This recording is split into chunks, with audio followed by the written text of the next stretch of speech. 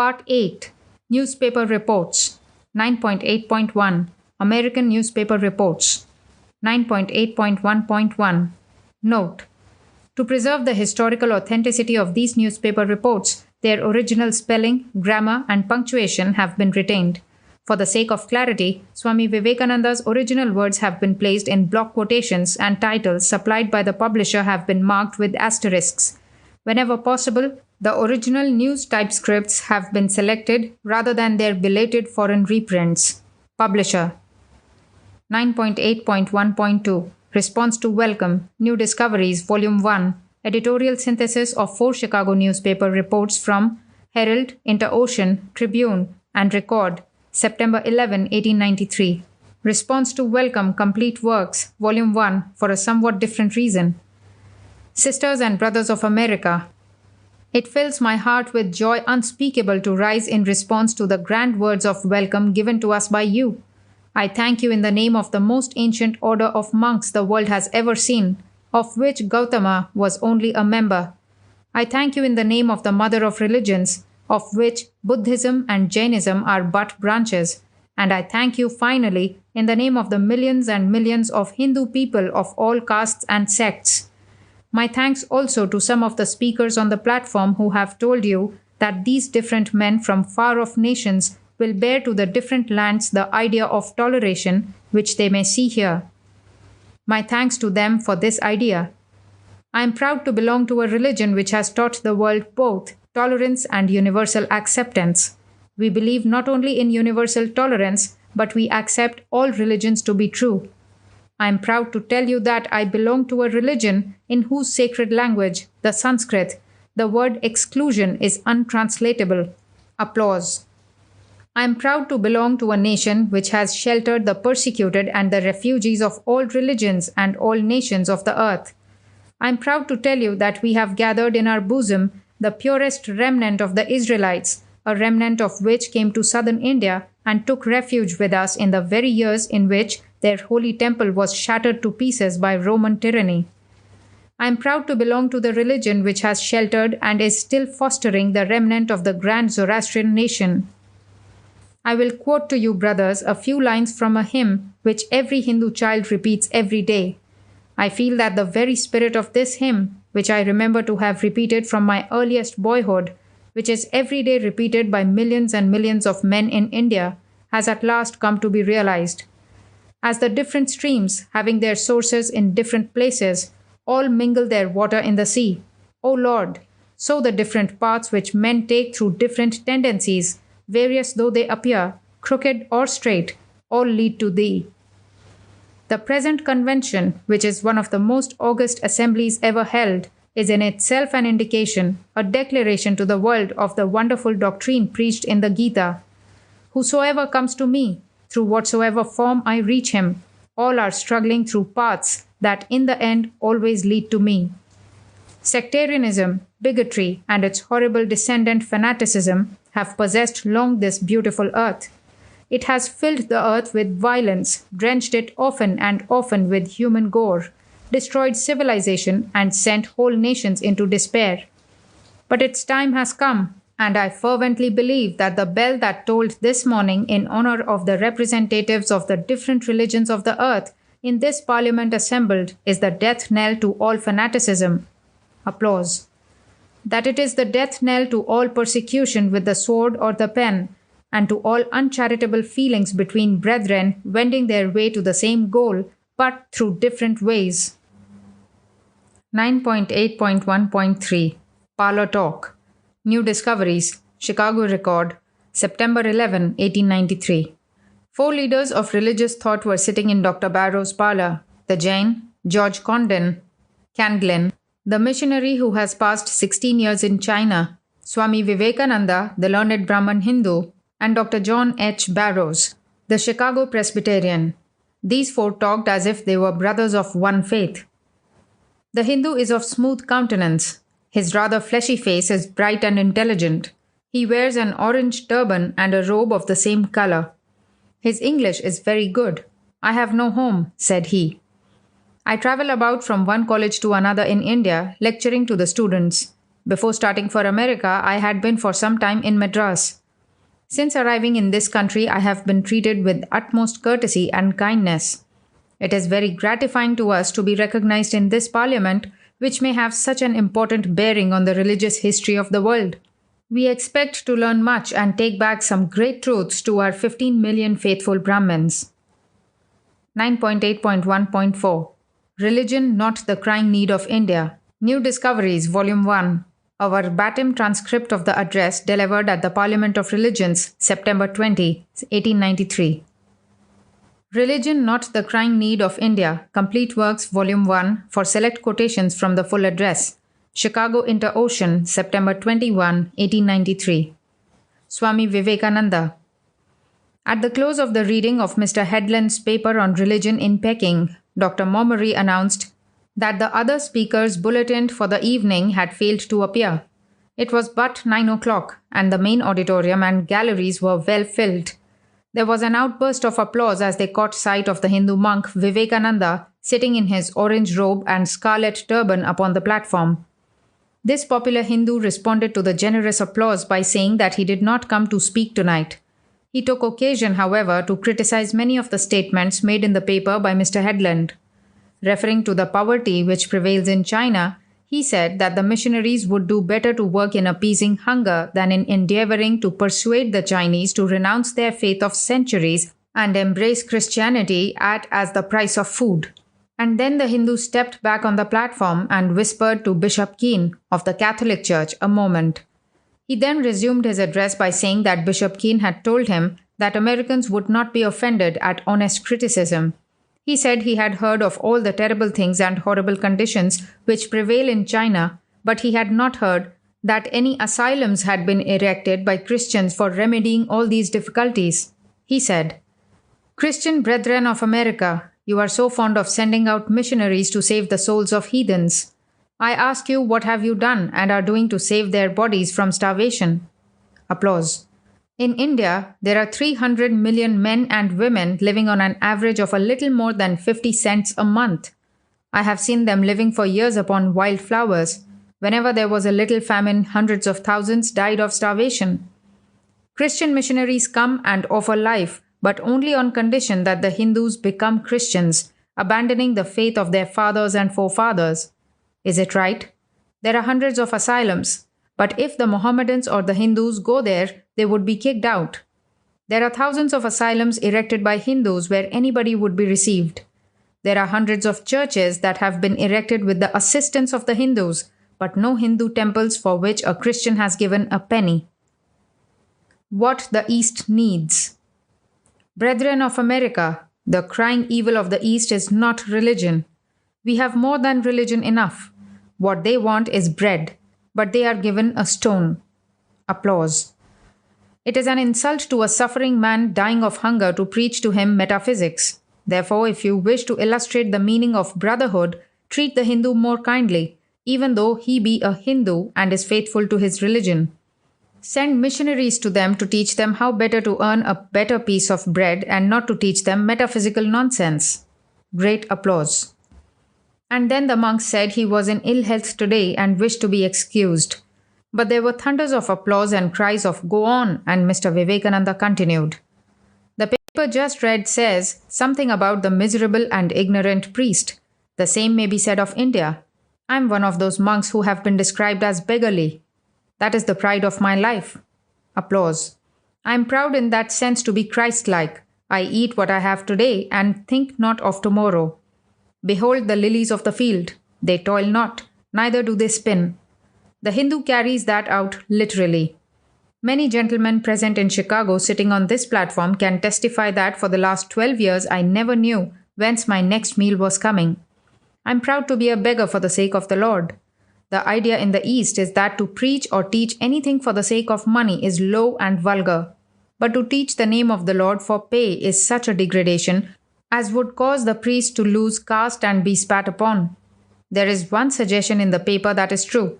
If the priests of China and India were organized, there is an enormous amount of potential energy which could be used for regeneration of society and humanity.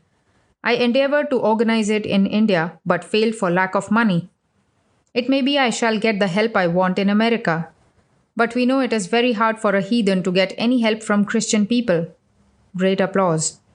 I have heard so much of this land of freedom, of liberty, and freedom of thought that I am not discouraged. I thank you, ladies and gentlemen. And then the popular visitor bowed gracefully and sought to retire with a graceful smile, but the audience cried to him to proceed. Mr. Vivekananda, fairly bubbling with an expression of good nature, then explained the Hindu theory of reincarnation. At the close of the address, Dr. Momery, a delegate from England, said that he now understood why the newspapers had well called this parliament an approach to the millennium. 9.8.1.5 The Chicago Letter, New Discoveries, Volume 1, New York Critic, November 11, 1893. It was an outgrowth of the Parliament of Religions which opened our eyes to the fact that the philosophy of the ancient creeds contains much beauty for the moderns. When we had once clearly perceived this, our interest in their exponents quickened, and with characteristic eagerness we set out in pursuit of knowledge. The most available means of obtaining it after the close of the Parliament was through the address and lectures of Swami Vivekananda, who is still in this city. His original purpose in coming to this country was to interest Americans in the starting of new industries among the Hindus, but he has abandoned this for the present because he finds that, as the Americans are the most charitable people in the world, every man with a purpose comes here for assistance in carrying it out.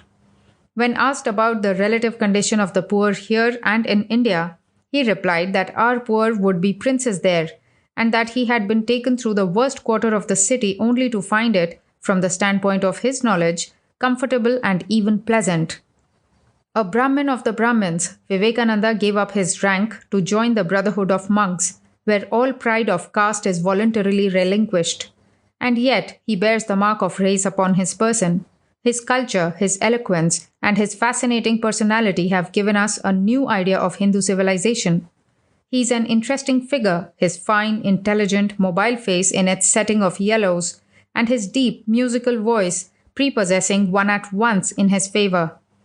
So it is not strange that he has been taken up by the literary clubs, has preached and lectured in churches, until the life of Buddha and the doctrines of his faith have grown familiar to us. He speaks without notes, presenting his facts and his conclusions with the greatest art, the most convincing sincerity, and rising at times to a rich, inspiring eloquence. As learned and cultivated, apparently, as the most accomplished Jesuit, he has also something Jesuitical in the character of his mind. But though the little sarcasms thrown into his discourses are as keen as a rapier, they are so delicate as to be lost on many of his hearers. Nevertheless, his courtesy is unfailing, for these thrusts are never pointed so directly at our customs as to be rude. At present he contents himself with enlightening us in regard to his religion and the words of its philosophers. He looks forward to the time when we shall pass beyond idolatry, now necessary in his opinion to the ignorant classes, beyond worship, even to a knowledge of the presence of God in nature, of the divinity and responsibility of man. Work out your own salvation, he says with the dying Buddha. I cannot help you. No man can help you. Help yourself. 9.8.1.6 Religions of India, New Discoveries, Volume 1. Vivekananda, the Hindu orator, delivers an interesting lecture, of which there is no verbatim transcript available. Complete Works, Volume 3, for a less comprehensive report of the same lecture. Daily Cardinal, University of Wisconsin at Madison, November 21, 1893. A crowded house greeted Vivekananda at the Congregational Church last evening. The speaker was attired in native costume, which consisted of a cream turban with yellow gown and cardinal sash. The first part of the lecture was devoted to illustrating the many resemblances of Sanskrit, Sikh, the language of the Hindus, to that of English. They have no word in their language which means salvation. To them it is freedom from bondage. They believe that man's real nature is perfect, and that cause and effect controls all except God. Religion was aptly illustrated by the story of the blind men who each felt of a portion of a huge elephant, and each thought the animal like the particular part he felt of it. So with religion, each of the various sects have a part of the whole truth, while truth itself is infinite, and no man can say, I have seen it all. The Hindu belief was shown to be one of the most charitable of beliefs. Persecution is something unknown in India. There is no such word in their language. The lecturer challenged the world to show an instance in Hindu progress of a Christian missionary being persecuted. A Greek historian writing of them said, "No Hindu man is dishonest, no Hindu woman unchaste." Vivekananda came to this country from India in the interest of the World's Congress of Religions, and his lecture last evening on the religions of India was an inspiration to all who heard him. He has a pleasant, clear-cut, dusky face and a decidedly impressive manner and bearing. His voice is low and pleasant, with a secret something which rivets your attention at the start. 9.8.1.7 All religions are true. Such is the message brought from India by a Hindu monk. New Discoveries, Volume 1. Delhi, Iowa Capital, November 28, 1893. Swami Vivekananda tells of ancient faith, speaks again tonight. The lecture was The Hindu Religion, delivered November 27, 1893, of which there is no verbatim transcript available. Complete Works, Volume 3, for different highlights of the same lecture. It was a rare as well as an odd treat which the people of Des Moines enjoyed last evening at the Central Church of Christ. A monk of the ancient faith of Brahma made a happy presentation of that faith, not so much of its peculiarities as of its underlying principles. The audience was a good-sized one, perhaps 500 or 600 persons being present, the main floor being well filled, and there were perhaps a couple of hundred in the gallery. The speaker opened by saying that all religious systems were an attempt to answer the question, "What am I?" This and the kindred ones, "Whence come I?" and "Whither am I going?" are constantly recurring. Without following the speaker throughout the entire lecture, suffice it to say that underlying the Hindu religion, according to the speaker, is the belief that we are all divine. In each is a conscious spirit that survives the body and the mind and is a part of the absolute. The speaker very ably defended religion against the attacks of science. The latter can use only the five senses, and unless a thing can be proven to be by these senses, it is disposed to doubt its existence. But does science know that there are only five senses? The speaker contended for the existence of a supersensuous sense through which man obtains revelations of spiritual truths. The Hindu word for revelation is Veda, hence the Vedas are the revelations. These writings are not confined to those of the Hindus, but include those of all peoples, because, said the speaker, all religions are true. When revelations undertake to tell of material things, they enter upon a domain which belongs to science and are not to be accepted. There was an ancient superstition that because Moses gave a revelation of the will of God, therefore everything Moses wrote must be true. There is a modern superstition that because there are mistakes in the writings of Moses, therefore nothing Moses wrote is true. When Moses wrote the tables of the law, he was inspired. When he told of the creation, what he said was merely the speculations of Moses the Jew. The speaker was not favorably impressed with the efforts to make Hindu converts, perverts he calls them, to Christianity, nor the converse. All religions being true, such perversions serve no good end. The Hindu religion, the speaker claimed, is not disposed to antagonize any belief. It absorbs them. As for tolerating different beliefs, the language of the Hindu has no word corresponding with the English word intolerance. That language had a word for religion and one for sect. The former embraced all beliefs. The conception of the latter the speaker illustrated by telling the story of the frog, who had no idea there was any world outside the well in which he had always lived. The speaker urged his hearers to cultivate the divine within them and to discard the nonsense of sects. The lecturer is an able, dignified, and forcible speaker. His mastery of English is perfect, there being only the faintest indications of a foreign accent. The lecturer was followed with closest attention by the audience.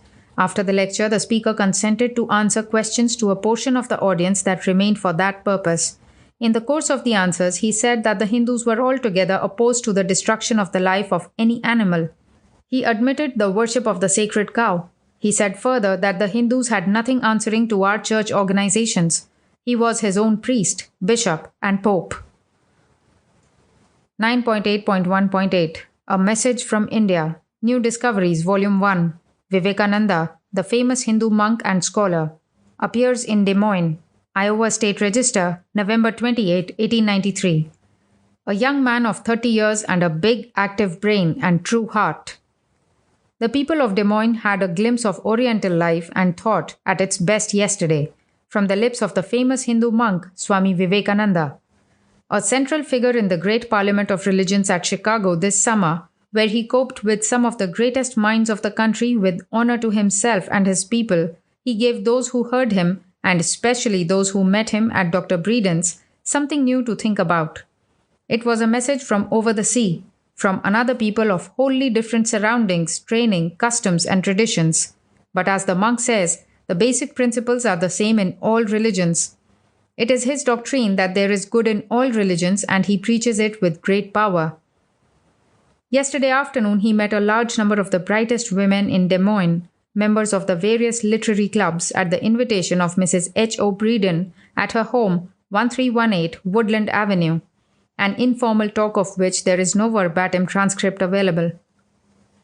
And he talked to them for 2 or 3 hours about his religion, his view of Christianity, in which he heartily concurs, and of the manners and customs of his people. The thing which Vivekananda most strongly insists upon is that the Hindu religion is not to be blamed for all that is bad in India, any more than Christianity is to be blamed for all that is bad in America. And he insists that it is absurd to give Christianity credit for all the marvelous undertakings and achievements of the people who cherish it. He joins in the praise of the sublime things in the Bible, Sikh, but says that when Moses undertook to speak of the creation of the world, he was merely Moses, the Jew, and nothing more. This view from the other side, and a sympathetic side at that, is a most helpful and instructive and intensely interesting one. Vivekananda uses the purest English, for he was well educated in the English University, Calcutta. He praises the American women most enthusiastically. "I do not know what would have become of me if it had not been for your women," he said to a reporter for the Register last night. "They took me up and took care of me and made all necessary arrangements for me. They are the best women in the world. They have been so kind to me," the Swami said with a grateful smile. 9.8.1.9 Reincarnation, New Discoveries, Volume 1, Daily Iowa Capital, November 29, 1893. Swami Vivekananda last night talked of reincarnation. It is based, he contended, on the fact that there never has been a new creation, that creation has existed coevally with God from all eternity. Departed souls find bodies to inhabit either better or worse than their former tenement, according as they made them fit for one or the other.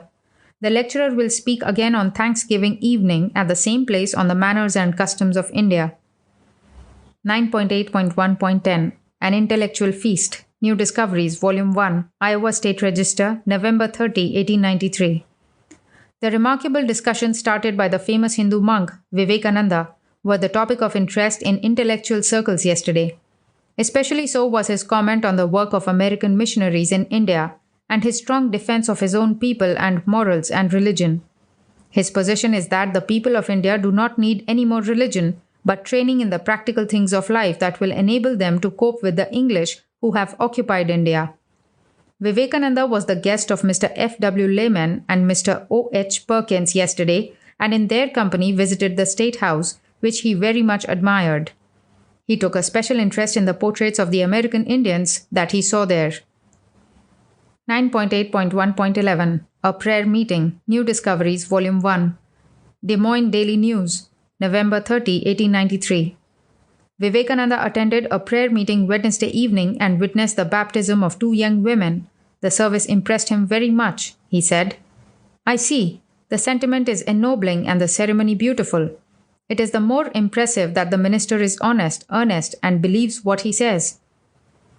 9.8.1.12 On American Women, New Discoveries, Volume 1, Daily Iowa Capital, November 30, 1893.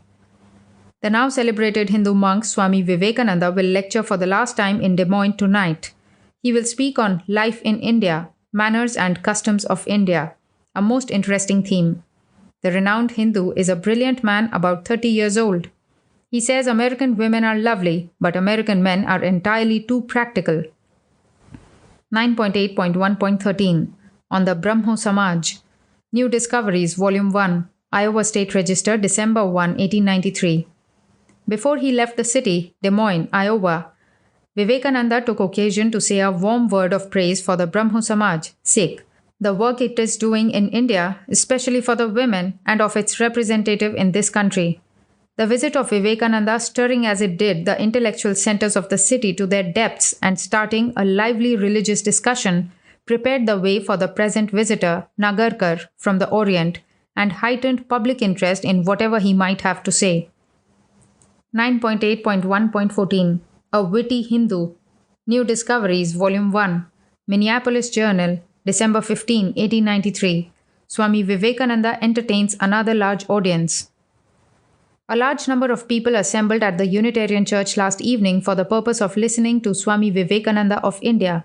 The customs and manners of the people of that country were described, and during his lecture the Brahmin took occasion to show up some of the rough points of America. He is of the humorist order, and his quick replies and witty sallies rarely fail to evoke applause.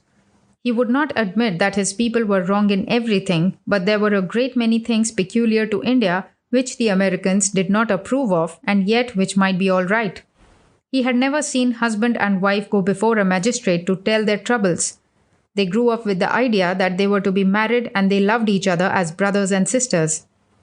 He described the customs of his country, the temples, the art of the juggler, and all of the other peculiarities of Oriental countries in a manner that was charming. Following the address, a number of questions were asked by persons in the audience. 9.8.1.15 The Manners and Customs of India. New Discoveries, Volume 1. Minneapolis Tribune, December 15, 1893. Swami Vivekananda, the Brahmin priest, was greeted by a packed house last evening at the First Unitarian Church when he appeared before his second Minneapolis audience. Vivekananda is a bright, quick-witted talker, ready at all points to attack or defend, and inserts a humor into his speeches that is not lost upon his auditors. He spoke last evening under the auspices of the Kappa Kappa Gammas of the universities, and the audience embraced a large number of earnest-thinking men and women pleased to be enlightened upon the manners and customs of India, which was his chosen subject. Robed in his native garb, with his hands for the most part clasped behind his back, Kananda paces back and forth the narrow platform, talking as he paces with long pauses between his sentences, as if willing that his words should sink into the deepest soil. His talk is not so weighty that the frivolous mind may not appreciate some of his sayings, but he also speaks a philosophy that carries gravest truth. He tells of the manners and customs of India, of the divided life between the male and female, of the reverence for and holiness of women, and again, of their degeneracy, of the calm and peaceful life, that yet is not true life because it is not liberty. New Discoveries, Volume 1, Detroit Tribune, February 18, 1894. Its recent expression by Vivekananda. His mission worthy the serious attention of Americans. The two remarkable things in the United States which gratifies the distinguished pagan, what environment will do for any people, rap at missionaries. There has seldom been such a sensation in cultured circles in Detroit as that created by the advent of Swami Vivekananda, the learned Hindu monk, whose exceptional command of our own language has enabled us to receive impressions concerning ourselves from an Oriental standpoint and to acquire knowledge of a people of whose peculiar civilization and philosophy we have heard so much. Both in public and private, the Hindu brother has talked freely and frankly. He acknowledges that the masses in India are very poor, very ignorant, and are divided into a diversity of sects, with forms of worship varying from downright idolatry to the broadest and most liberal form of divine conception based on the brotherhood of man and the oneness of God. His mission, he says, is not to proselyte us, to try and make us think as he does, but to get means to start a college in India for the education of teachers who are to go among the common people and work a reform of existing evils, of which there are many. He states that India is priest-ridden to a harrowing degree. It is priestcraft that distorts truth and perpetuates ignorance. It is priestcraft that substitutes its own crude and narrow interpretations for truth, which perverts the people and prevents their moral progression. The Swami regards all sects and creeds from a broad basis. He even sees good in idolatry. It is an ideal, he thinks, for the ignorant whose mental capacity is insufficient to grasp abstract ideas and who require a direct personification in some material form. He frankly states that we of the Occident are also retarded in our progression by too much priestcraft, and that we are not free from idolatrous practices in that some of our sects worship shrines, figures, and pictures, and even the sanctity with which the rostrum and pulpit of a modern church is regarded is an ideal idolatry. Two remarkable things in this country. The Swami notes two most remarkable things in this country when asked his frank opinion of us. First, the superiority of our women as regards influence in position and intellect. Second, in our charities and treatment of the poor, he says, we have almost solved the problem as to what shall be done with them. Not only in this, in the direction of hospitals and charitable institutions, but in our tremendous development of labor-saving machinery. He has no admiration for our material progress, as it does not make man better, nor for our boasted civilization, as we only ape and imitate the customs and manners of the English, sometimes to a very ridiculous extent. We are yet too young to have a distinctive civilization. We have yet to assimilate the human sewerage of Europe we have allowed to be poured upon us before we produce a distinct American type. The writer goes on to say that the Swami's Indian background makes it difficult for him to understand that Western competitiveness is not undesirable but a primal law of nature itself, the survival of the fittest, and that inasmuch as the dreamy and sentimental philosophy of the Hindus accounts for their poverty, degradation, and domination by a mere handful of Englishmen, the Swami would do well neither to ignore nor to despise the materialism of the West. Having thus editorialized, he continues his criticism of missionaries. If what he states is true about the results accomplished by foreign missions in India, the various boards of these various organizations would do well to consult him and follow his advice. It is for the betterment of his people he is here, but he says missionary work does no good, only adds additional sects and creeds to an already sect-ridden country, that the teachings of the Vedas, with which every Hindu is familiar, is identical with the teachings of Christ. He makes the reasonable plea that foreign creeds and dogmas are not consonant with their inherited proclivities or civilization and are consequently difficult to propagate. The mission of Kananda is, however, one that should commend itself to every lover of humanity. He hopes to see the best of our material philosophy and progress infused into Hindu civilization, and that also we may take lessons from them until we shall all become, as we once were in ages past, brother Aryans, possessing a common civilization, the exalted philosophy of non-self, being alike without sect or creed in oneness with God. Fred H. Seymour. 9.8.1.17 A God Every Day. Detroit Tribune, February 19, 1894. Rabbi Grossman is refreshed by Swami Vivekananda. I take your Jesus, Kananda said last Saturday evening, February 17. I take him to my heart as I take all the great and good of all lands and of all times. But you, will you take my Krishna to your heart? No, you cannot. You dare not.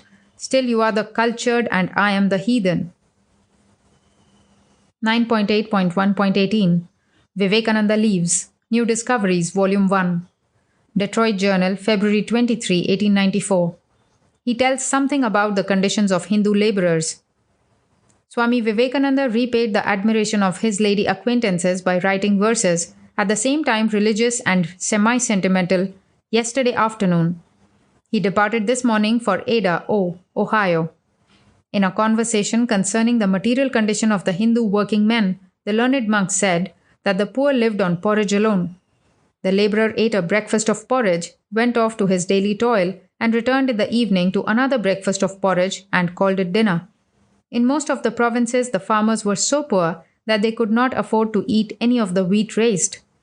A day laborer on a farm received only 12 pence a day, but $1 in India brought 10 times as much as it would in this country. Cotton was raised, but its fiber was so short it had to be woven by hand, and even then it was necessary to import American and Egyptian cotton to mix with it. 9.8.1.19 Culture at Home. New Discoveries, Volume 1, Detroit Evening News, February 25, 1894. Anecdotes of Swami Vivekananda's visit to Detroit. Anecdotes of Swami Vivekananda's visit are numerous and amusing. At least they must have been amusing to him, although a little humiliating to the American self-love. One lady said, I really was ashamed at the contrast between the knowledge possessed by him and by some of our Detroit men who consider themselves gentlemen of culture. At one dinner party, a gentleman asked Kananda what books he would advise him to read on chemistry, whereupon the Hindu monk responded with a long list of English works on this science, which one would naturally expect an American to know more about than a Hindu. Another gentleman followed by a request as to books on astronomy, to which Kananda obligingly answered with another equally good list of English astronomical works. But his growing astonishment reached its climax when a lady spoke of the Christ and said, "What do those words mean?" He again furnished the desired information, but in a tone growing slightly sarcastic. Probably the choicest example of 19th century civilization and culture was given by a lady who asked Kananda if he liked the English. He very naturally responded that he did not. Then she continued with fine tact to pursue the subject still further by touching references to that pleasant event, the Sepoy Rebellion. As the Hindu grew excited, she smiled at him ironically and said, "I thought I could disturb your philosophical Eastern calm." 9.8.1.20 Kananda, the Pagan. New Discoveries, Volume 1, Detroit Tribune, March 11, 1894, attacked Christian missions in last night's lecture, and his words were warmly applauded by the audience. "Christian national kill and murder," he said, "and import disease into foreign countries, then add insult to injury by preaching of a crucified Christ." Swami Vivekananda lectured to a very large audience at the Detroit Opera House last night on Christian missions in India. One could believe that the lecture was intended as an answer to the many statements of missionaries which have been aimed at Kananda during the past 2 weeks in this city. Kananda was introduced by Honorable Thomas W. Palmer last night, who recited a fable by way of preface. "Two knights of honor once met on the field," he said, "and seeing a shield hanging on a tree, they halted. One said, 'What a very fine silver shield!' The other replied that it was not silver but copper. Each disputed the other's statement until at last they got off their horses, tied them to the tree, and drawing their swords, fought for several hours. After they were both well spent by the loss of blood, they staggered against each other and fell on the opposite sides from where they had been fighting. Then one glanced up at the pendant shield and said, 'You were right, my friend. The shield is copper.' The other looked up and said, 'It is I who was mistaken. The shield is silver.' If they had looked at both sides of the shield in the first place, it would have saved the loss of much blood.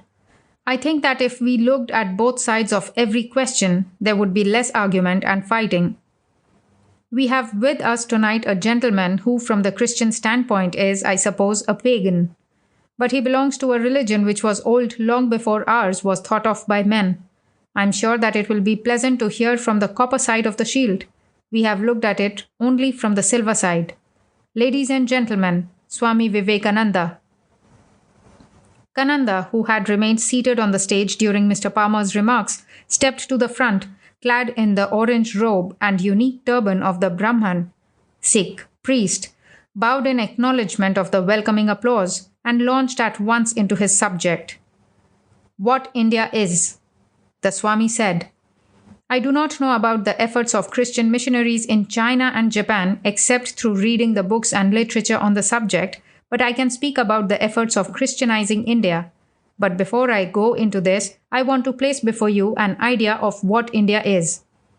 Then he explained in detail how the 300 million inhabitants of India are divided into castes, between which there can be no affiliation, how the natives of the south cannot understand the language of the ones of the north, and vice versa. He told how the lower caste lived on the flesh of dead animals and never bathed their bodies, and how impossible it would be for the higher class to mingle with them, although they were granted the protection of the same laws. He referred to the first appearance of the Christians in an attempt to evangelize the followers of Buddha. They were Spaniards, he said, and they discovered a temple near Ceylon, in which was presented a tooth of Buddha as a sacred relic. The Spaniard Christians thought that their God commanded them to go and fight and kill and murder, he said, and so they seized the tooth of Buddha and destroyed it. By the way, it was not a tooth of Buddha at all, but a relic manufactured by the priests. It was a foot long. Laughter. Every religion has its miracles. You needn't laugh because the tooth was a foot long. Well, after the Spaniards took away the tooth, they converted a few hundred and killed a few thousands. And there Spain stops in the history of missionary efforts among the Buddhists.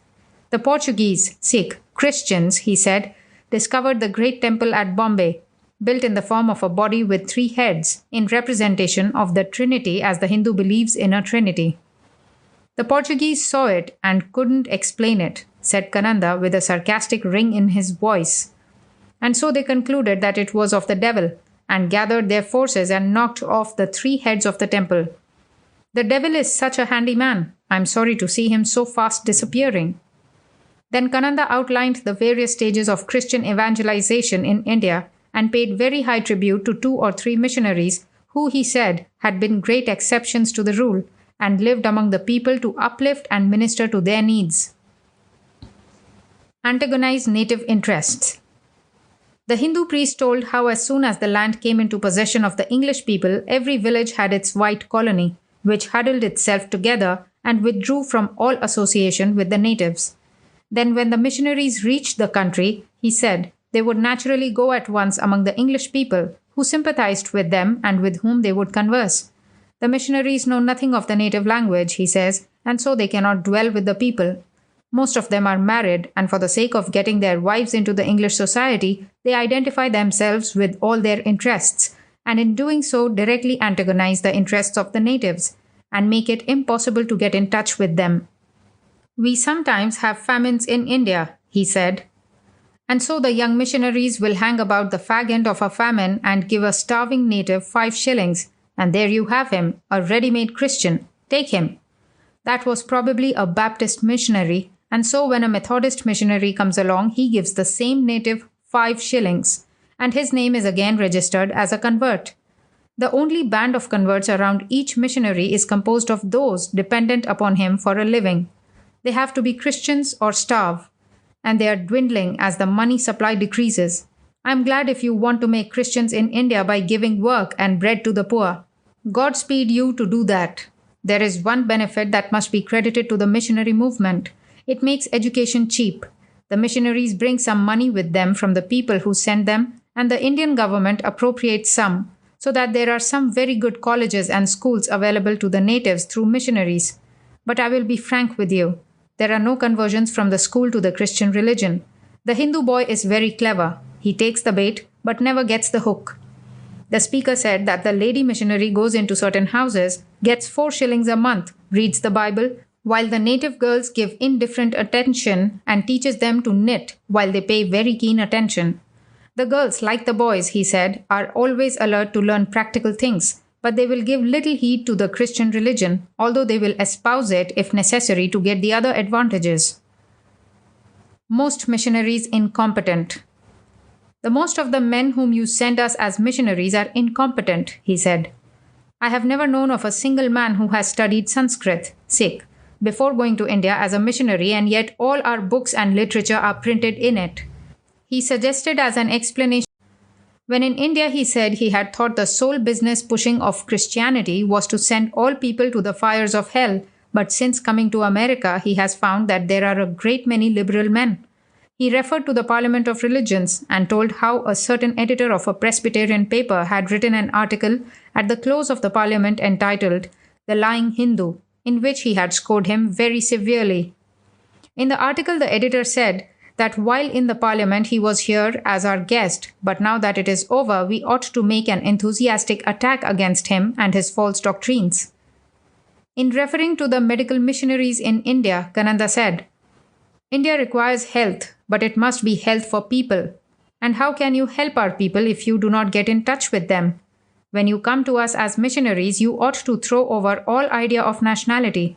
Jesus didn't go about among the English officials attending champagne suppers. He didn't care to have his wife get into high European society. If your missionary does not follow Christ, what right has he to call himself a Christian? We want missionaries of Christ. Let such come to India by the hundreds and thousands. Bring Christ's life to us and let it permeate the very core of society. Let him be preached in every village and corner of India. But don't have your missionaries choose their profession as a means of livelihood. Let them have the call of Christ. Let them feel within that they were born for that work. As far as converting India to Christianity is concerned, there is no hope. If it were possible, it ought not to be done. It would be dangerous. It would mark the destruction of all religions. If the whole universe should come to have the same temperament, physical or mental, destruction would immediately result. Why couldn't you convert the Jew? Why couldn't you make the Persians Christians? Why is it that to every African who becomes a Christian, 100 become followers of Muhammad? Why can't you make an impression on India and China and Japan? Because oneness of mental temperament all over the world would be death. Nature is too wise to allow such things. Filled the world with bloodshed. The Swami said, "The Christian nations have filled the world with bloodshed and tyranny. It is their day now.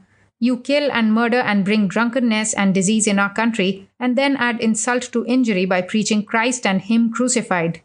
What Christian voice goes through the land protesting against such horrors? I have never heard any. You drink the idea in your mother's milk that you are angels and we are devils. It is not enough that there be sunlight. You must have the eyes to see it. It is not only necessary that there be goodness in people. You must have the appreciation of goodness within yourselves in order to distinguish it. This is in every heart until it has been murdered by superstition and hideous blasphemy." Then Kananda drew a very beautiful simile to illustrate that the essential truths of all religion are the same, and all else is but incidental and unimportant environment. He told how the savage man might find a few jewels, and prizing them, tie them with a rude thong, and string them about his neck. As he became slightly civilized, he would perhaps exchange the thong for a string. Becoming still more enlightened, he would fasten his jewels with a silken cord. And when possessed of a high civilization, he would make an elaborate gold setting for his treasures. But throughout all the changes in settings, the jewels, the essentials would remain the same. If the Hindu wishes to criticize the Christian religion, he talks of the fables and miracles and all the nonsense of the Bible, but he does not say one word in disparagement of the Sermon on the Mount or of the beautiful life of Jesus. And so when the Christian criticizes the Hindu religion, he talks about the dogmas and the temples, but he says nothing, should say nothing, against the morality and philosophy of the Hindu.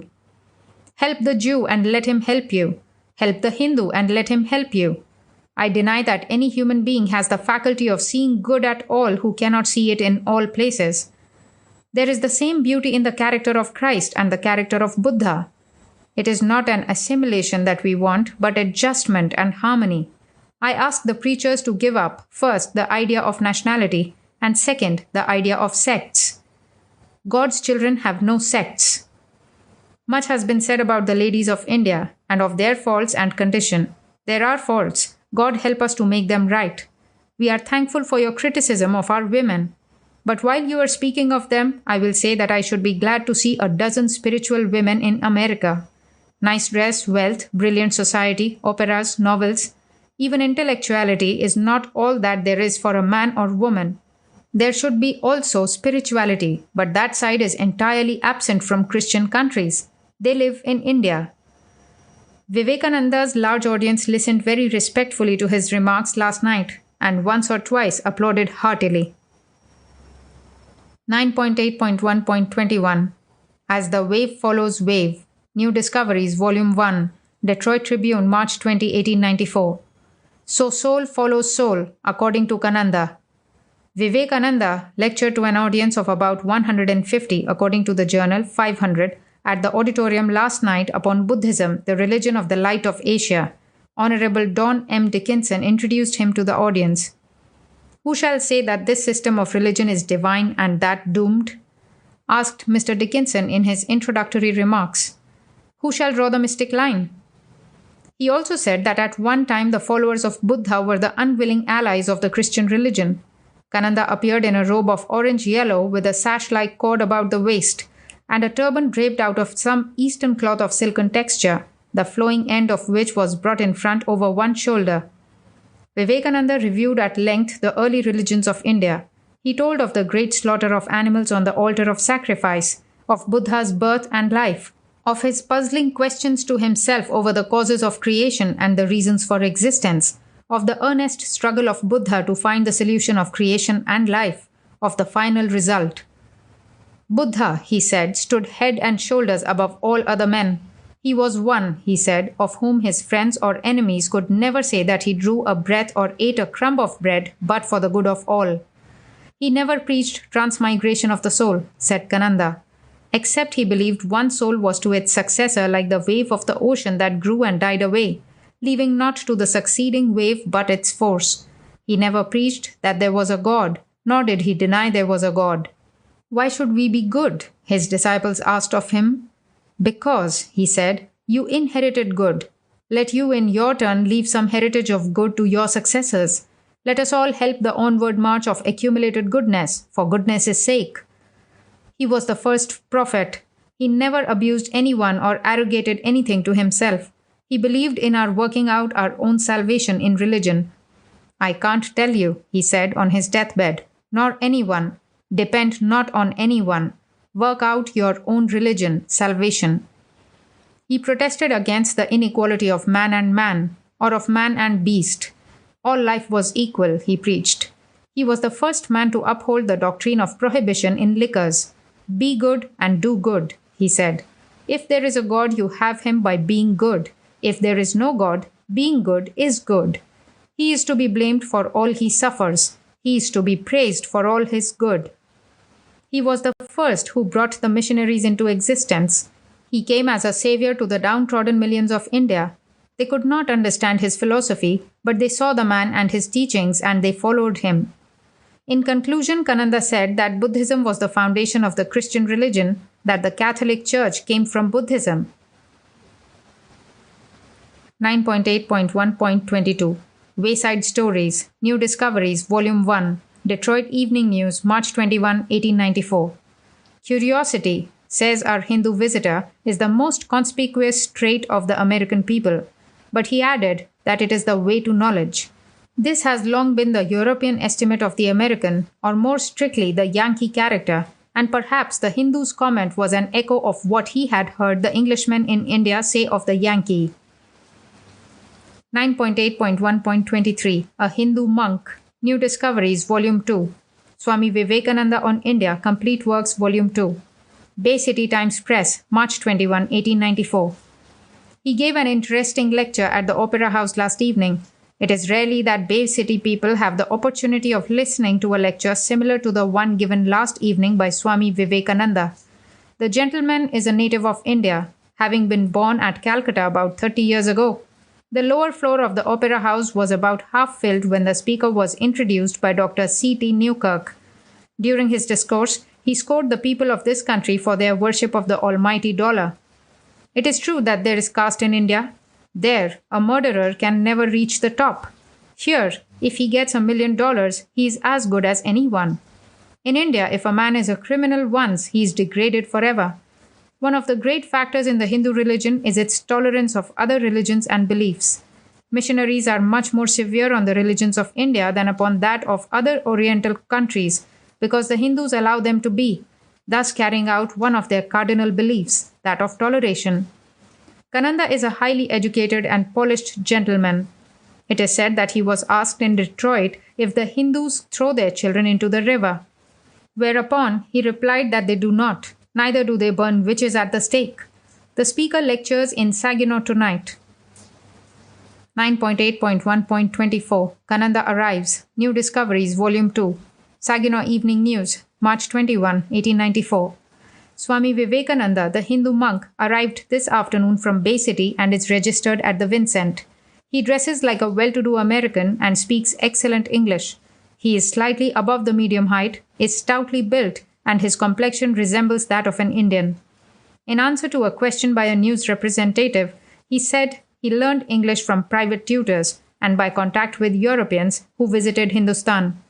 He further stated that his talk tonight would be explanatory of the religion of the Hindu and to show that they are not heathen but believe in a future state.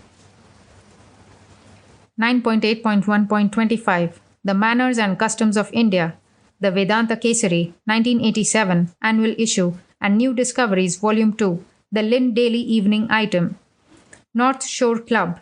The meeting, Tuesday afternoon, addressed by Swami Vivekananda, a learned monk from India. Description of the manners and customs of his country. delivered April 17, 1894, of which there is no verbatim transcript available. At the meeting of the North Shore Club, Tuesday afternoon, the audience was a large and brilliant one, representing the highest culture and including many distinguished guests. Swami Vivekananda from India, a learned monk who speaks English with ease and fluency, gave an intensely interesting description of the manners and customs of his country. Swami Vivekananda, who wore the yellow robe and turban of his order, began by saying that India is divided into two parts, the northern and the southern. In each, the language and customs are so different that the speaker, who was from the northern portion, on meeting a fellow countryman at the Parliament of Religions from the southern, was obliged to converse with him in English, neither being able to understand the other's native language. Throughout the entire country, there are 9 languages and 100 dialects spoken. There is some uniformity of religion, yet each sect is a religion and a law unto itself. Many erroneous descriptions have been written about India, based on imperfect knowledge from which inferences have been drawn that have been most prejudicial. With the Hindu, everything is subservient to religion, and he gives up all that is antagonistic to it, his creed being that he is not to enjoy life but to conquer it and gain a supreme mastery over self, which is the highest type of civilization. Caste distinctions which are being obliterated are simply the Aryans and the un-Aryans, the Brahmins and the Shudras. The Brahmin, who is the child of 1,000 years' culture, must lead a life of rigid discipline, but the Shudra, who is ignorant, is allowed great latitude. Woman in the position of mother is accorded universal reverence in India. When a son who has become a monk returns to his home, his father, when greeting him, must kneel and touch his forehead to the earth, but the monk must kneel before his mother. Women in India do not throw their children into the rivers to be devoured by crocodiles. Widows are not burned on the funeral pyre of their husband unless it is a voluntary act of self-immolation. There is no divorce allowed for the high class. A woman who leaves her husband, even if she be most degraded, holds still an interest in his property. Swami Vivekananda recited a beautiful passage from the legend of the Ramayana, one of the grandest poems of India, which showed what the love of a wife for her husband should be. The love of Sita for Rama.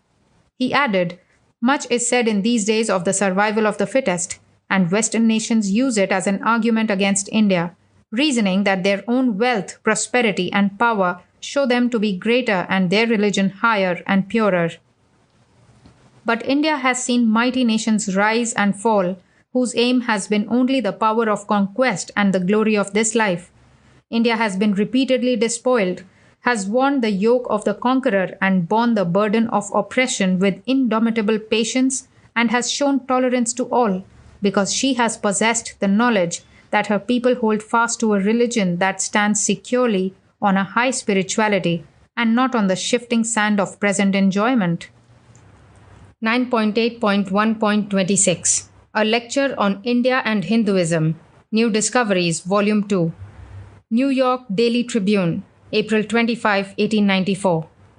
Swami Vivekananda lectured before Mrs. Arthur Smith's Conversation Circle last evening at the Waldorf on India and Hinduism.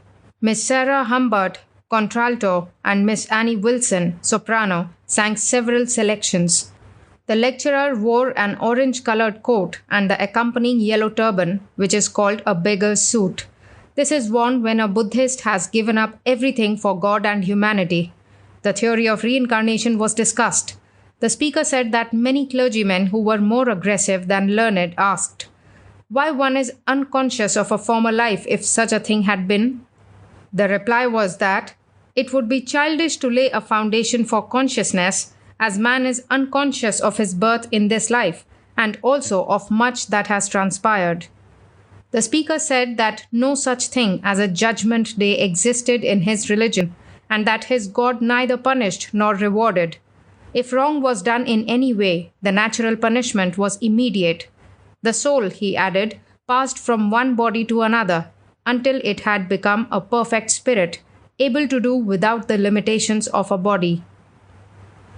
9.8.1.27 At Smith College, Northampton, Massachusetts. New Discoveries, Volume 2. Smith College Monthly, May 1894. On Sunday, April 15, Swami Vivekananda, the Hindu monk whose scholarly exposition of Brahmanism caused such favorable comment at the Congress of Religions, spoke at Vespers. We say much of the brotherhood of man and the fatherhood of God, but few understand the meaning of these words. True brotherhood is possible only when the soul draws so near to the All-Father that jealousies and petty claims of superiority must vanish, because we are so much above them. We must take care lest we become like the frog of the well in the old Hindu story, who, having lived for a long time in a small place, at last denied the existence of a larger space. 9.8.1.28 A Lecture on India and Reincarnation. New Discoveries, Volume 2, New York Daily Tribune, May 3, 1894.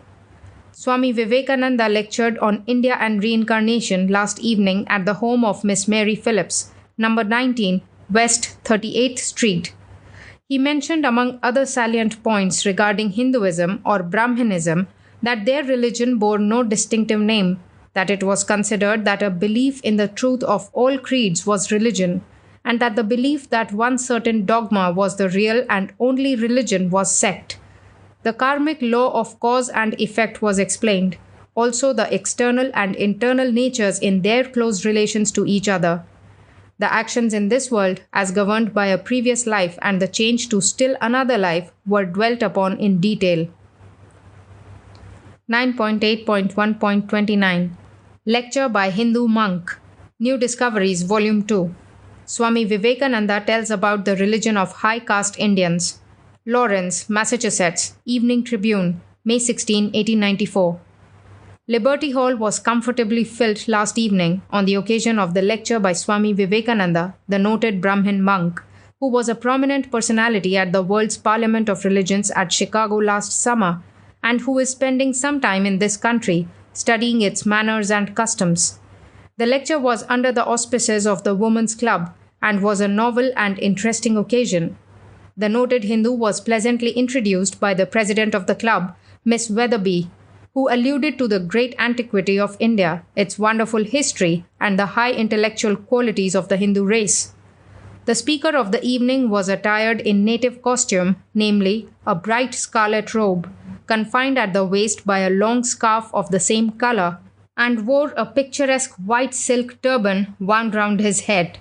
At the first glance, one saw the swarthy complexion, the dark and dreamy eyes, and introspective manner of a high caste Brahmin, whose life is devoted to religion and who is also a celibate. That he is a finely educated person appeared in his wonderful command of English and his power of argument, while an occasional quotation from Milton and Dickens showed that he was appreciative of the great English classics. He first spoke of that striking peculiarity of the social condition of the Hindu's caste, affirming that it is not now as strict an institution as in the past, although even now everything goes by heredity. Mixture of castes, though not absolutely forbidden, entails disadvantage on the children. The Brahmin or high caste person devotes the first part of his life to the study of the Vedas or sacred books, and the latter part to meditating on the divinity, being supposed to have overcome the human in himself and to be only a soul. The speaker did not hesitate to criticize adversely some Western customs, especially some connected with the position of woman. He affirmed that we worship women in the wife, while all women to the Hindu represent the mother element. In America, when a woman ceases to be young and beautiful, she has a hard time of it. But in India, kings must step aside for an aged woman to pass. So great is the respect in which they are held. He affirmed that some of the most beautiful portions of the Vedas, the Hindu Bible, were written by women, but that there was no other Bible in this world in which they had any part. Considerable time was given to refuting the statement, which he characterized as untrue in regard to the cruelty practiced to widows in India, the speaker referring in the course of his remarks to the Zenana widows, who have been for some time the objective point of Christian missionaries from other countries.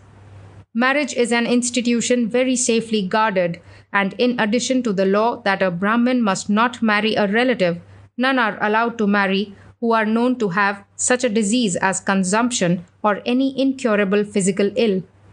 The strict rules of caste which prevent a person from drinking from the same glass as another and other kindred regulations, although not part of the religion, were excellent in their result on the physical condition of a country numbering 285 millions in the prevention of the spread of contagious diseases. The speaker was horrified, as he might well be, at the promiscuous water drinking seen in railroad trains and stations in this country. The children are, first of all, taught kindness to all living beings, and so thoroughly is this training that the smallest child instinctively turns aside from stepping on a worm. A strange thought that among these so-called heathen there is no need of the society with the long name which often fails in its mission in Christian lands. The guest of a house, that is, a man who comes to the door and says, "I am hungry," is God's own image to the Hindu and is treated with the utmost kindness and consideration, being fed before the master and mistress of the establishment. The speaker alluded sadly to the poverty of his country, for while the upper caste live in comfort, there are millions whose only food is dried flowers, and who are so low in the scale of existence that they have hardly an identity, and are pitiful objects in the plane of existence. He hinted quite forcibly that food and education would be better than the sermons which Christians and Mohammedans had been throwing at them for the last 100 years. The simple and primitive customs of this peculiar people were told with naivete and innocence that was refreshing in this age when words are used to conceal thoughts. He said there was no flirting or coquetting between their young men and maids, and that the latter did not strut forth into public places with all their bravery, finery, on for the purpose of securing a husband, all of which made the inhabitants of this great and glorious republic wonder if something were not slightly rotten in the state of Denmark. It is well to see both sides of the shield in order to be able to decide with an unprejudiced eye in mind at hearing some of their pet American customs arraigned by a Hindu and a heathen. The address was a most interesting one and was listened to with deep attention by all present. At the close, many questions were presented to the thoughtful monk, who wasted very few words in social flourishes or unmeaning talk. He seemed much interested in Dr. Bowker, the only one in the audience who had ever visited the strange land which was centuries old before this republic was born.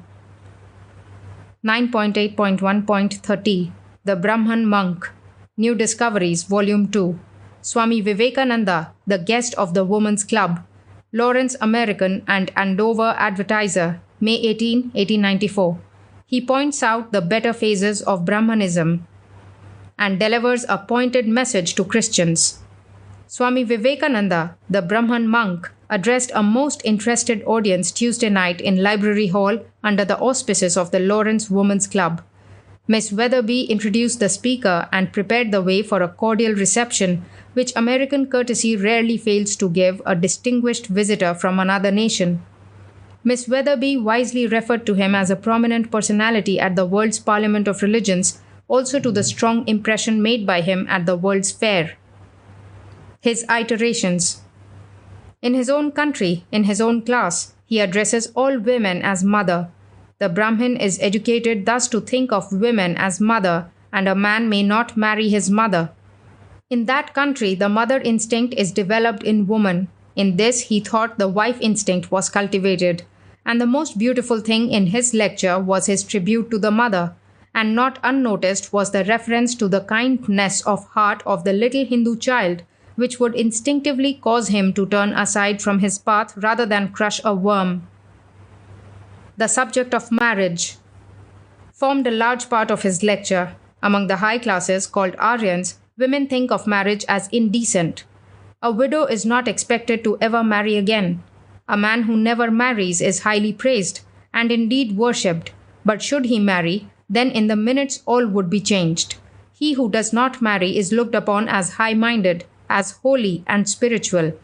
Among the Aryans, no money is paid in marriage, and as female children are largely in the majority, it is one of most difficult things for a father to marry his daughter, and from the time of her birth, he racks his brains to find her a husband. With the two lower classes, the rules in regard to marriage are all different. Widows marry again, and wives and husbands, if desirous, become divorced. When a child is born, an astrologer comes and casts a horoscope of the child. He delineates the future character of the boy or girl. It is decided whether he is manly or a devilish child. If devilish, he is married to one next in caste, and thus is obtained a minute chance of bettering the condition of the devilish child. The matter of marriage is not left to the decision of the child, as in that case, he might marry because he was in love with a good nose or good eyes, and so in having his own way would spoil the whole thing. The fact was emphasized that only the higher classes think of a true spiritual life and of worshipping God instead of thinking of marriage. He spoke of the pitiful condition of the lower classes, their poverty, and their ignorance.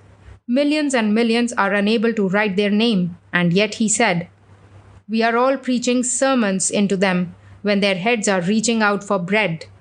Poverty is so extreme in the lower classes that 50 cents a month is the average income of a Hindu. Millions live on one poor meal a day, and millions subsist on wildflowers for food.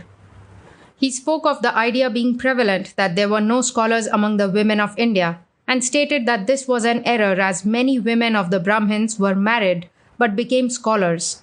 And with evident pride he referred to the fact that in no nation could one line be found in any Bible that had been written by a woman excepting his own country alone, where many beautiful things in their Bible had been written by women.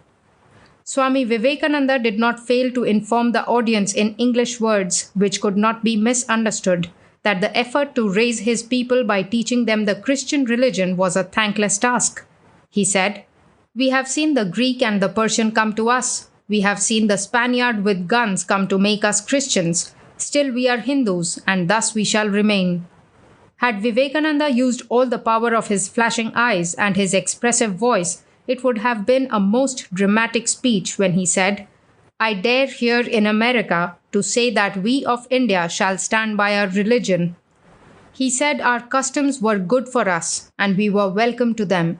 He stood before us as he has before many a cultured American audience. He, the learned exponent of the Brahman religion, the only Hindu who has ever come to this country to tell us, as forcibly as he dared and as politely as he could, and yet be forcible, to say no more to the poor Hindu, but to be so very kind as to mind our own business. After the lecture, many of the audience gladly availed themselves of the opportunity offered by Mr. and Mrs. Young to meet Vivekananda at their residence, where he has been entertained and has proven himself to be a most delightful guest.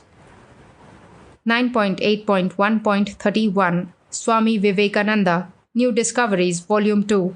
Mrs. Oldbull submitted to the Boston Evening Transcript the following report of Swami Vivekananda's public lecture at Greenacre, Maine, delivered Friday, August 3, 1894, of which there is no verbatim transcript available.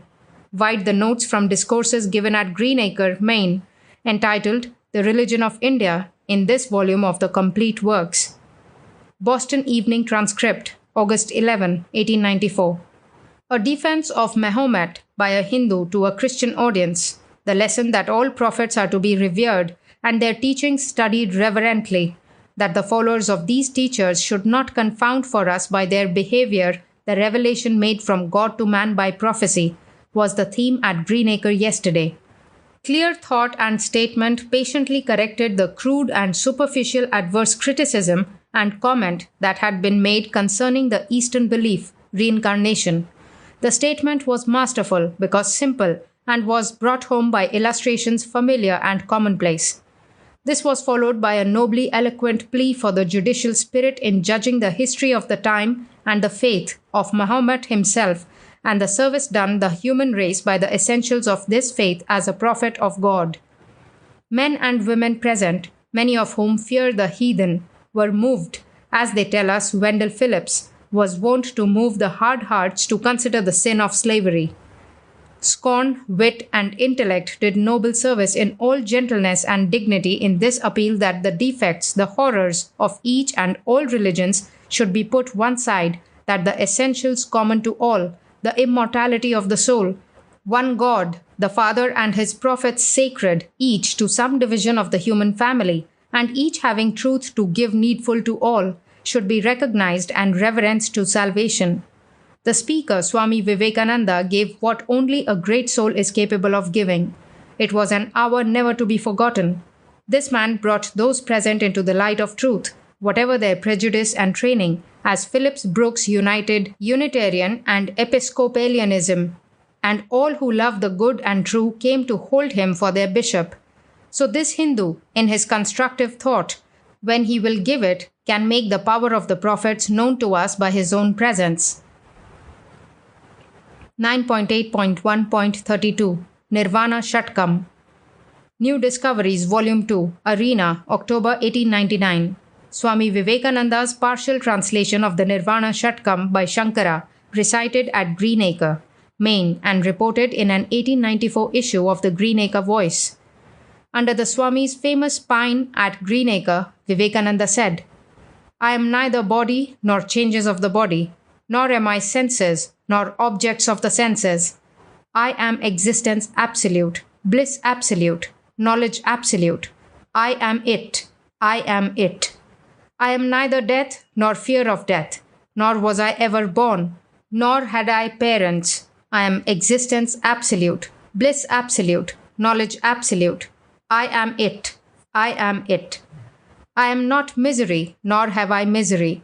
I am not enemy, nor have I enemies.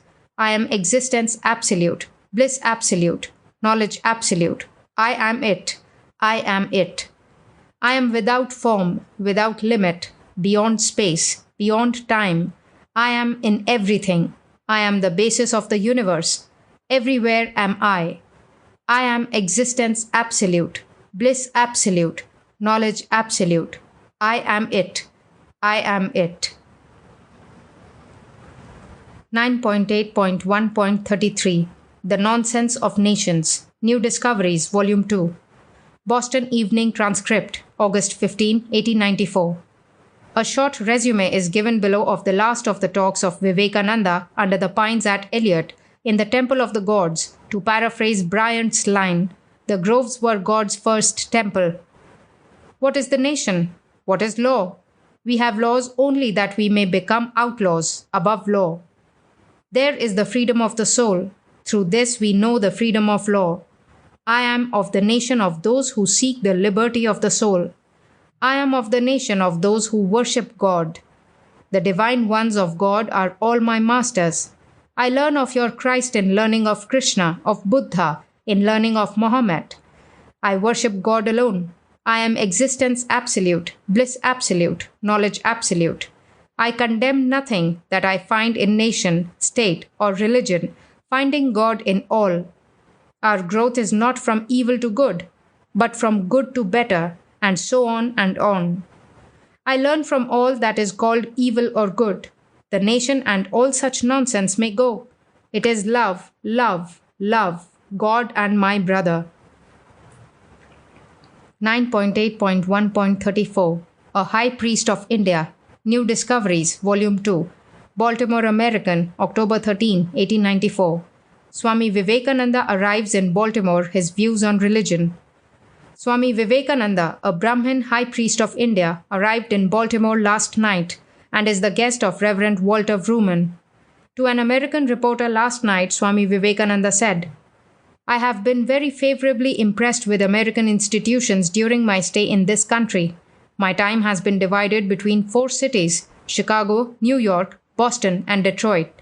I never heard of Chicago when in India, but I had frequently heard of Baltimore. The main criticism I have to pass on America is that you have too little religion here. In India, they have too much. I think the world would be better if some of India's surplus of religion could be sent over here, while it would be to India's profit if its people could have some of America's industrial advancement and civilization.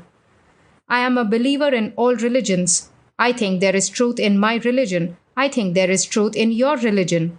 It is the same truth in all religions applying itself through various channels to the same end. I think the great need of the world is less law and more godly men and women. 9.8.1.35 Priest Swami in Town. New Discoveries, Volume 2. Baltimore News, October 13, 1894. A high caste Hindu visiting in Baltimore. His gorgeous garb attracts much attention in the lobby at the Renard. He whistles and indulges in East Indian wit. He comes to Baltimore on a tour of the country and will speak at the Lyceum tomorrow night. Swami Vivekananda, High Priest of the Hindus, walked into the lobby of the Hotel Renard this afternoon attired in a flaming red cloak and a gaudy yellow turban that made him the center of all eyes. His idea of humor. Swami Vivekananda has the sense of humor about him. He was talking this morning about the food show, which he intends to visit. He says he doesn't know much about food except to swallow it, and that is a very representative specimen of the wit of Ormus and of Ind. Another time he spoke of women's rights and said laughingly that women had more rights the world over than they were credited with having. When he changed his black coat, before going to the Renard, and put on the cardinal red garment with the yellow turban, he came out of his room smiling and said, "A transformation." The high priest can whistle and has enough music in his soul to start the tunes in class meeting if he were Methodist instead of Hindu. He whistled a couple of strains in his room this morning for a reporter of the news. It was not Daisy Bell, nor yet Sweet Mary, and must have been some sort of a heathen Hindu jingle. Views on topics of the day. Swami is traveling around the country, as he says, lecturing and studying American institutions, but he seems not to have got much into the pith of American sociology, for he knows nothing of such questions as European immigration, divorce, the race problem, etc., which are worrying the economists of the land. He is, however, posted on Oriental immigration and says the United States has no right to bar out the Chinese. He says the law of love must prevail and force must yield. He predicts the downfall of any nation that uses force. He says also that the United States should open her doors to the world. He believes the southern part of the continent should be filled with Hindus and Chinese. There is no such thing as divorce in India, he said. Our law does not allow it. Our women are more limited in their sphere than the women of America. Some of them are as highly educated. They are entering the medical profession to some extent now. I see no reason why American women should not vote. He evaded a question as to the position of Hindu women in their homes and their treatment by their husbands. It may be that he does not know much about it. He is not a married man. Priests of his caste do not marry. He mentioned two things which he said had impressed him in America. One was the absence of poverty in the country at large, and the other was the unusual prevalence of ignorance in the South. Likes the elevator. When he went to the elevator at the Renard, he said, "There is an American institution which we do not have to any extent in India. I like it very much." A lady was just coming off the elevator. She was somewhat startled by the red and yellow costume of the priest, but his imperturbable countenance gave no sign of consciousness of the attention he attracted. His address tomorrow night at the Lyceum will be mainly introductory of himself and explanatory of the Hindu nation. He will speak briefly, but will remain in Baltimore and speak more at length a week from tomorrow night. 9.8.1.36 A Wise Man Among Us. New Discoveries, Volume 2, Baltimore Sunday Herald, October 14, 1894. Visit of a distinguished Hindu priest to this city. He is a guest of the Vrooman brothers and is interested in the establishment of an international university of religions, his gorgeous garb. Mr. Vivekananda conversed with a Sunday Herald reporter, speaking English with ease and with an accent similar to that of an educated Italian. He displayed the greatest familiarity with the institutions of this country, religious, political, and social. Mr. Vivekananda came to Baltimore at the invitation of the Vrooman brothers, Hiram, Carl, and Walter, and while in this city will be their guest, Reverend Hiram Vrooman, was seen at his residence, 1122 North Calvert Street, yesterday and talked freely in reference to the visit of the distinguished guest. Mr. Vivekananda, he said, is one of the most intelligent men I have ever met. He came to this city at our invitation, and while here will confer with us in reference to the founding of the International University, which it is proposed to establish as an outcome of the World's Congress of Religions, which was such an interesting feature of the World's Fair. This university is one of Mr. Vivekananda's pet ideas, and has the full sympathy of myself and my brothers, and also a number of gentlemen of wealth and position, including several religions. Among its promoters are members of the Roman Catholic and Hebrew religions. The idea of the university is education in general religion. One of Mr. Vivekananda's ideas in the establishing of the university is that it may serve to educate a superior kind of missionary for work in India. While he is steadfast to his own religious belief, he wishes that the present system of sending ignorant men as missionaries to India may be discontinued, and men sent there who can teach the Christian religion from an elevated standpoint. In this wish, he is animated only by a desire for the good of general religion. Mr. Vivekananda told me that his father was a great believer in the Lord Jesus, as he called him, and that when a boy he had read in the Gospel of St. John the thrilling description of the crucifixion of the Savior and wept over it. He will remain in this city for several weeks. Tomorrow evening he will deliver a brief address at our meeting at the Lyceum, and on Sunday week will speak at length at our second meeting on the university plan. 9.8.1.37 Love Religion's Essence. Vivekananda, a Brahmin monk, preaches at the People's Church. Washington Times, Monday, October 29, 1894. Vivekananda, the Brahmin monk, spoke to the congregation of the People's Church, number 423, G Street Northwest, at 11 a.m. yesterday. Dr. Kent introduced the monk. Vivekananda, coming forward, said as a boy at the university he studied comparative religion. In India are many religions. 1/5 are Mohammedans. 1,000,000 are Christians. He studied all. He listened to a great Hindu preacher, and when he had finished, said, "My brother, have you seen God?" The preacher looked up in surprise. "No." "How then do you know these things are true?" "My father told me." "Who told your father?" "His father," and so on through his ancestors to the clouds. He heard a Christian preacher of great eloquence.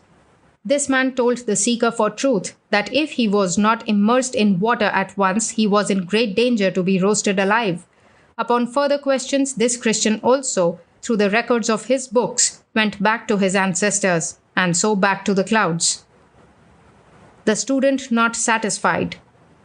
This did not satisfy the student. He set about praying. He prayed sometimes 3 days and nights with much weeping and without food. He finally found a man who knew no books, not even to write his own name. This sage was preaching his religion. When asked the old question, he replied, "Yes, I see God now, and I will teach you to see him."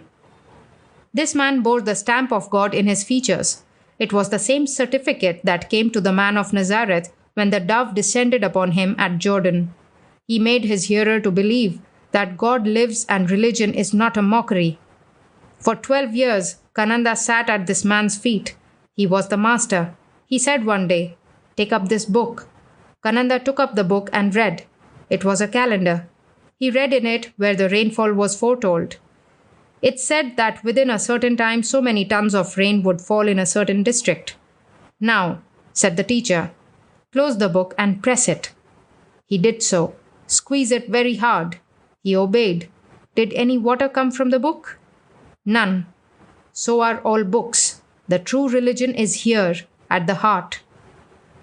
The truth is people do not want God. Far from it. Religion is largely fashionable. My lady has a fine parlor, elegant furniture, a piano, beautiful jewelry, well-fitting, costly dresses, a hat that is the latest thing out. She cannot get along without a dash of religion to keep up with her set. There is much of this religion, but it is hypocrisy, and hypocrisy is the root of all evil. This sort of religion is not of God. It is only the shadow. People with such religion sometimes grow to be in earnest and talk about religious things as if they had some reality. So talking about religion without having it, these people fall to quarreling and fighting. Mine, mine is the cry, never thine, thine. My religion is best. No, mine. And so they fight, as did the savage tribes about their rival gods, Mambo and Jumbo. Competition in religion, as in business, is the bane of all. Love abideth. Your own Paul says, "All else shall perish, but love abideth." That is the great truth. That false doctrine that my nation shall be aggrandized at the cost of every other nation is not of God. A youth went to his master and said, I want to know God. The master paid little attention, but the youth persisted and would not be put off.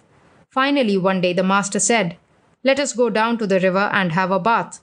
So they went down, and the youth plunged in. The master followed, and falling upon him, held him under. The youth struggled, but the master would not let him up.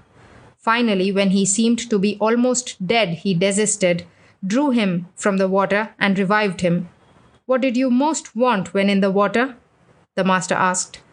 Breath, was the answer. Then you don't want God. So it is with men. What do you want? You want breath. Without it, you cannot live. You want bread. Without it, you cannot live. You want a house. Without it, you cannot live. When you want God as you want these things, He manifests Himself to you. It is a great thing to want God. A majority of men and women in this world want the enjoyments of sense.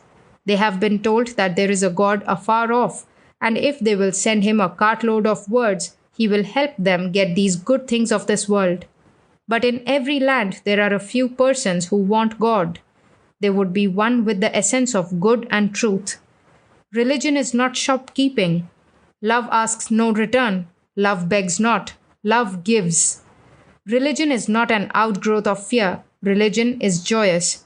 It is the spontaneous outburst of the songs of birds and the beautiful sight of the morning. It is an expression of the spirit. It is from within an expression of the free and noble spirit. If misery is religion, what is hell? No man has a right to make himself miserable. To do so is a mistake. It is a sin. Every peal of laughter is a prayer sent to God. To go back, what I have learned is this. Religion is not in books, not in forms, not in sects, not in nations. Religion is in the human heart. It is engraved there. The proof of it is in ourselves. I make 2 points. There are sects. Let them go on increasing in number till each is a sect by himself. None can see God exactly as another. Each must believe in Him and serve Him as he sees Him. Then I want a harmonizing of the sects. Individuality is not in a fight with universality. Let each for himself and altogether fight evils. If you have a power of 8 and I a power of 4, and you come and destroy me, you have lost at least 4. You have only 4 left to conquer evil. It is love alone that can conquer hatred. If there is power in hate, there is infinitely more power in love. 9.8.1.38 The Hindu Optimistic. Washington Times, November 2, 1894. Vivekananda compares religions and talks of reincarnation. Optimism is the feature of the belief of the Aryas or Hindus as distinguished from Western religions, according to the Brahman monk Vivekananda, who spoke to a fair-sized audience at Metzerot Hall last night. His subject was reincarnation. Much of his lecture was devoted to comparison of Hindu with Christian doctrine. To illustrate the tenet of reincarnation, he compared the human body to a river. Each drop of water passes on and is replaced by another. The entire body of water, he observed, changes wholly in a few moments, but we call it the same river. In the same way, the particles of the body are constantly replaced by others, and no 2 days do we have the same body, yet we preserve our identity. The spirit remains so, the Hindus believe, that the person may have a different and more sudden and violent change in death and yet pass on in its existence to some other place in the universe, to some other planet or star, and then take on a body of flesh again or of some other kind. He said there ought to be no talk of sin. The mistakes of the past ought to be used only for guidance in the future, never to be mourned over. When the lesson is learned from them, they should be forgotten. Strike a light, he said. Sit not in darkness and sorrow. Do always better and be happy. 9.8.1.39 Vivekananda's Lecture, New Discoveries, Volume 2, Baltimore News, November 3, 1894. Swami Vivekananda, Hindu High Priest, lectured last night at Harris's Academy of Music Concert Hall. His subject was India and its Religion. He explained the belief of the various Eastern religions, including his own, which is Brahmanism. He ridiculed the idea of sending missionaries of so many different faiths to heathen lands and said that the various religions engaged in missionary work should be united. Mr. Vivekananda explained that the Hindu religion is optimistic and not pessimistic. His main point was the doctrine of reincarnation, which means that all have existed before and will live again in other forms. The proceeds of the lecture will be applied to the work of founding an international college. 9.8.1.40 Let India Alone. New Discoveries, Volume 2. Daily Eagle, April 8, 1895. Then it will come out all right, says Swami Vivekananda. The English people were given a raking over last night by Swami Vivekananda of India, who lectured to a throng at the Pouch Mansion. He said that the English used 3 B's, Bible, brandy, and bayonets, in civilizing India. The preacher went ahead with the Bible to get the lay of the fortifications. The English, he said, had exaggerated the social conditions of India in their writings. They got their ideas from the pariahs, who were a sort of human scavenger. No self-respecting Hindu, he declared, would associate with an Englishman. The story about widows throwing themselves under the chariot of Juggernaut, he declared to be a myth. Child marriage and caste, he agreed, were bad. Caste, he said, originated with the mechanics' guilds. What India needed was to be let alone, and it would come out all right. 9.8.1.41 Abu Ben Adam's Ideal. New Discoveries, Volume 3. Abu Ben Adam, the hero of Leigh Hunt's famous poem, asked a recording angel to list him as loving his fellowman. New York World, December 8, 1895. Swami Vivekananda, the yogi, comes from Bombay, preaching love for his fellowman. To find an ascetic of the highest Eastern type, clad in a red and flowing Hindu cloak over unmistakable American trousers, is necessarily a surprise. But in other things besides dress is Swami Vivekananda astonishing. In the first place, he declares that your religion or anyone else's religion is just as good as his own. And if you should happen to be a Christian or Mussulman, Baptist or Brahmin, atheist, agnostic or Catholic, it will make no difference to him. All that he asks is that you act righteously according to your lights. The yogi, with his peculiar notions of dress and worship, arrived Friday on the Britannic. He went to number 228 West 39th Street. While in New York, he will lecture upon metaphysics and psychology and will also disseminate in a general way his ideas on the universal religion, which asks no man to take another by the throat because his creed happens to be different.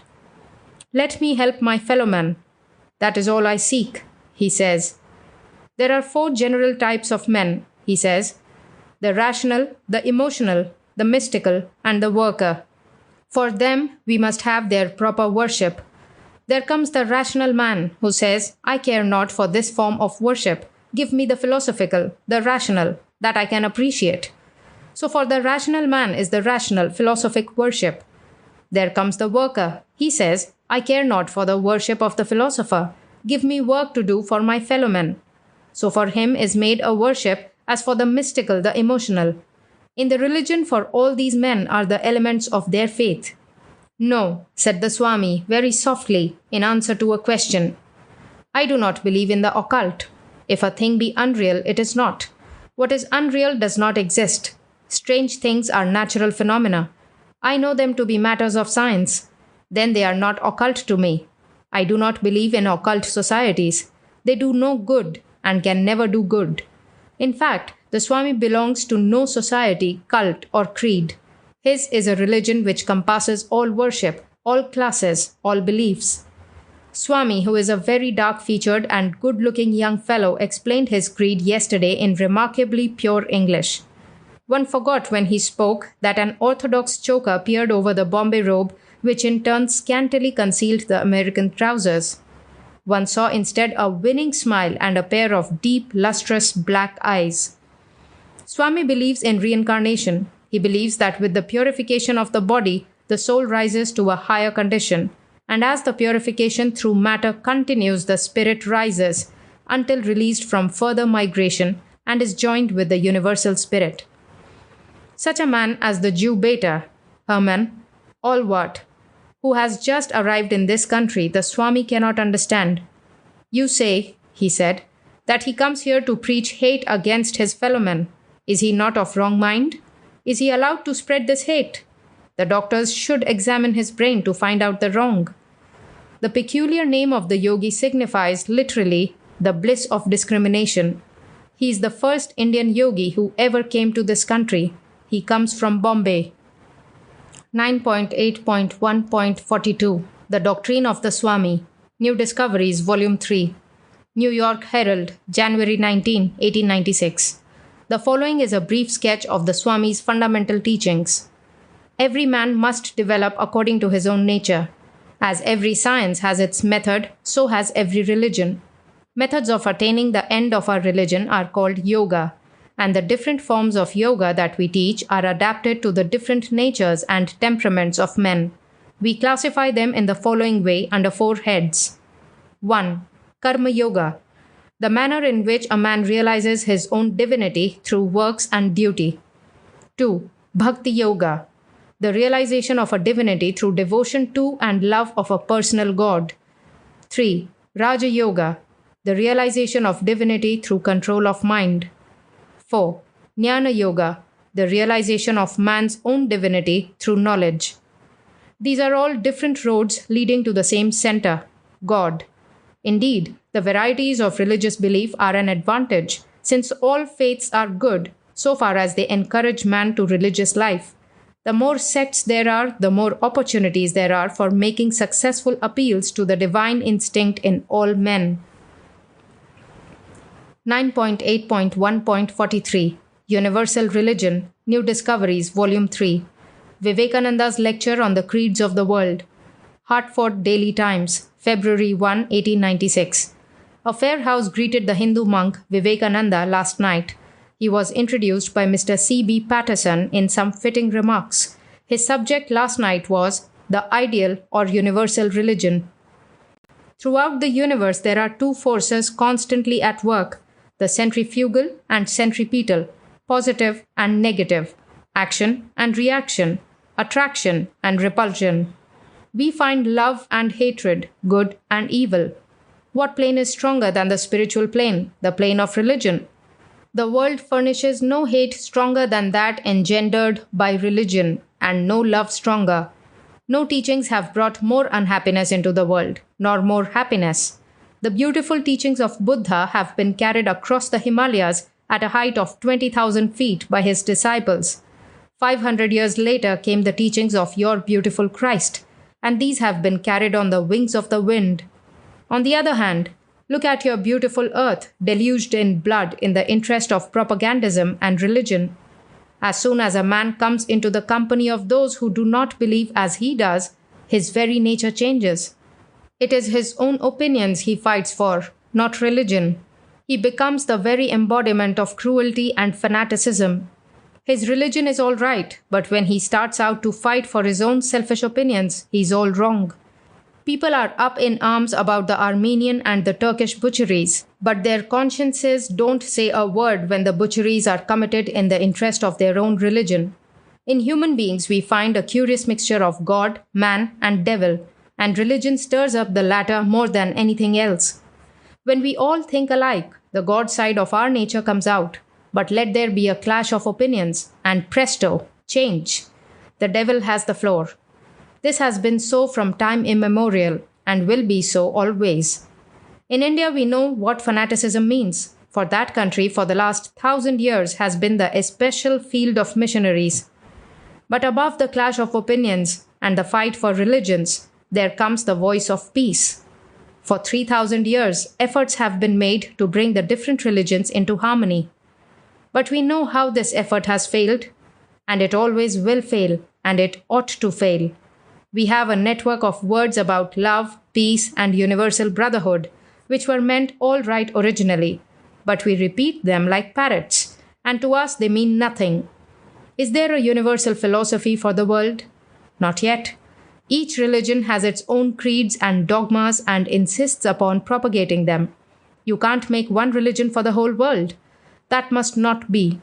The Armenians say it will be all right if you will all become Armenians. And the Pope of Rome says, oh yeah, it is a very easy thing. If you will all become Roman Catholics, it will be all right. And so with the Greek Church and the Protestant Church and all the rest. There can never be one religion only. It would be death to all other religions. If everyone thought alike, there would be no more thought to think. If everybody looked alike, what monotony? Look alike and think alike. What could we do but sit down and die in despair? We can't live like a row of chipmunks. Variation belongs to human life. One God, one religion is an old sing-song, but there's danger in it. But thank God it can never be. Start out with your long purse and your guns and cannon to push your propagandism. And suppose you succeed for a while? In 10 years, your so-called unity would be split into fragments. That is why there are so many sects. Take the largest religion, the Buddhist. They try to help the world to be better. Next come the Christians, with a good many things to teach. They have 3 gods in one, and one in 3, and one of the 3 took on the sins of the world and was killed. Whoever doesn't believe in them goes to a very hot place, and Muhammad, whoever doesn't believe in him, will have his skin burnt off, and then a fresh one will be furnished to be burnt, that he may know that Allah is the all-powerful. All religions came originally from the Orient. These great teachers or incarnations come in different forms. The Hindus have 10 incarnations. The first was a fish, and so on, down to the 5th, and from there they were all men. The Buddhists say, we don't care to have so many incarnations, we want only one. The Christians say, we will have only one, and this is Christ. And they say he is the only one. But the Buddhist says they have the start in time. Their great teacher came 500 years earlier. And the Mohammedans say theirs came last, and therefore is the best. Each one loves his own, just as a mother loves her own child. The Buddhist never sees any fault in Buddha, the Christian never sees any fault in Christ, and the Mohammedan never sees any fault in Muhammad. The Christian says their God took the form of a dove and came down, and that they say is not mythology but history. The Hindu says his God is manifested in a cow, and that he says is not superstition but history. The Jew thinks his Holy of Holies can be contained in a box or chest, with an angel on guard on either side. But the Christian's God in the form of a beautiful man or woman is a horrible idol. Break it down, they say. One man's prophet did such and such wonderful things, while others call it only superstition. So where's your unity? Then there are your rituals. The Roman Catholic puts on his robe, as I have mine. He has his bells and candles and holy water, and says these are good and necessary. But what you do, he says, is only superstition. We can never upset all this and have but one religion. For the very life of thought is the differentiation of thought.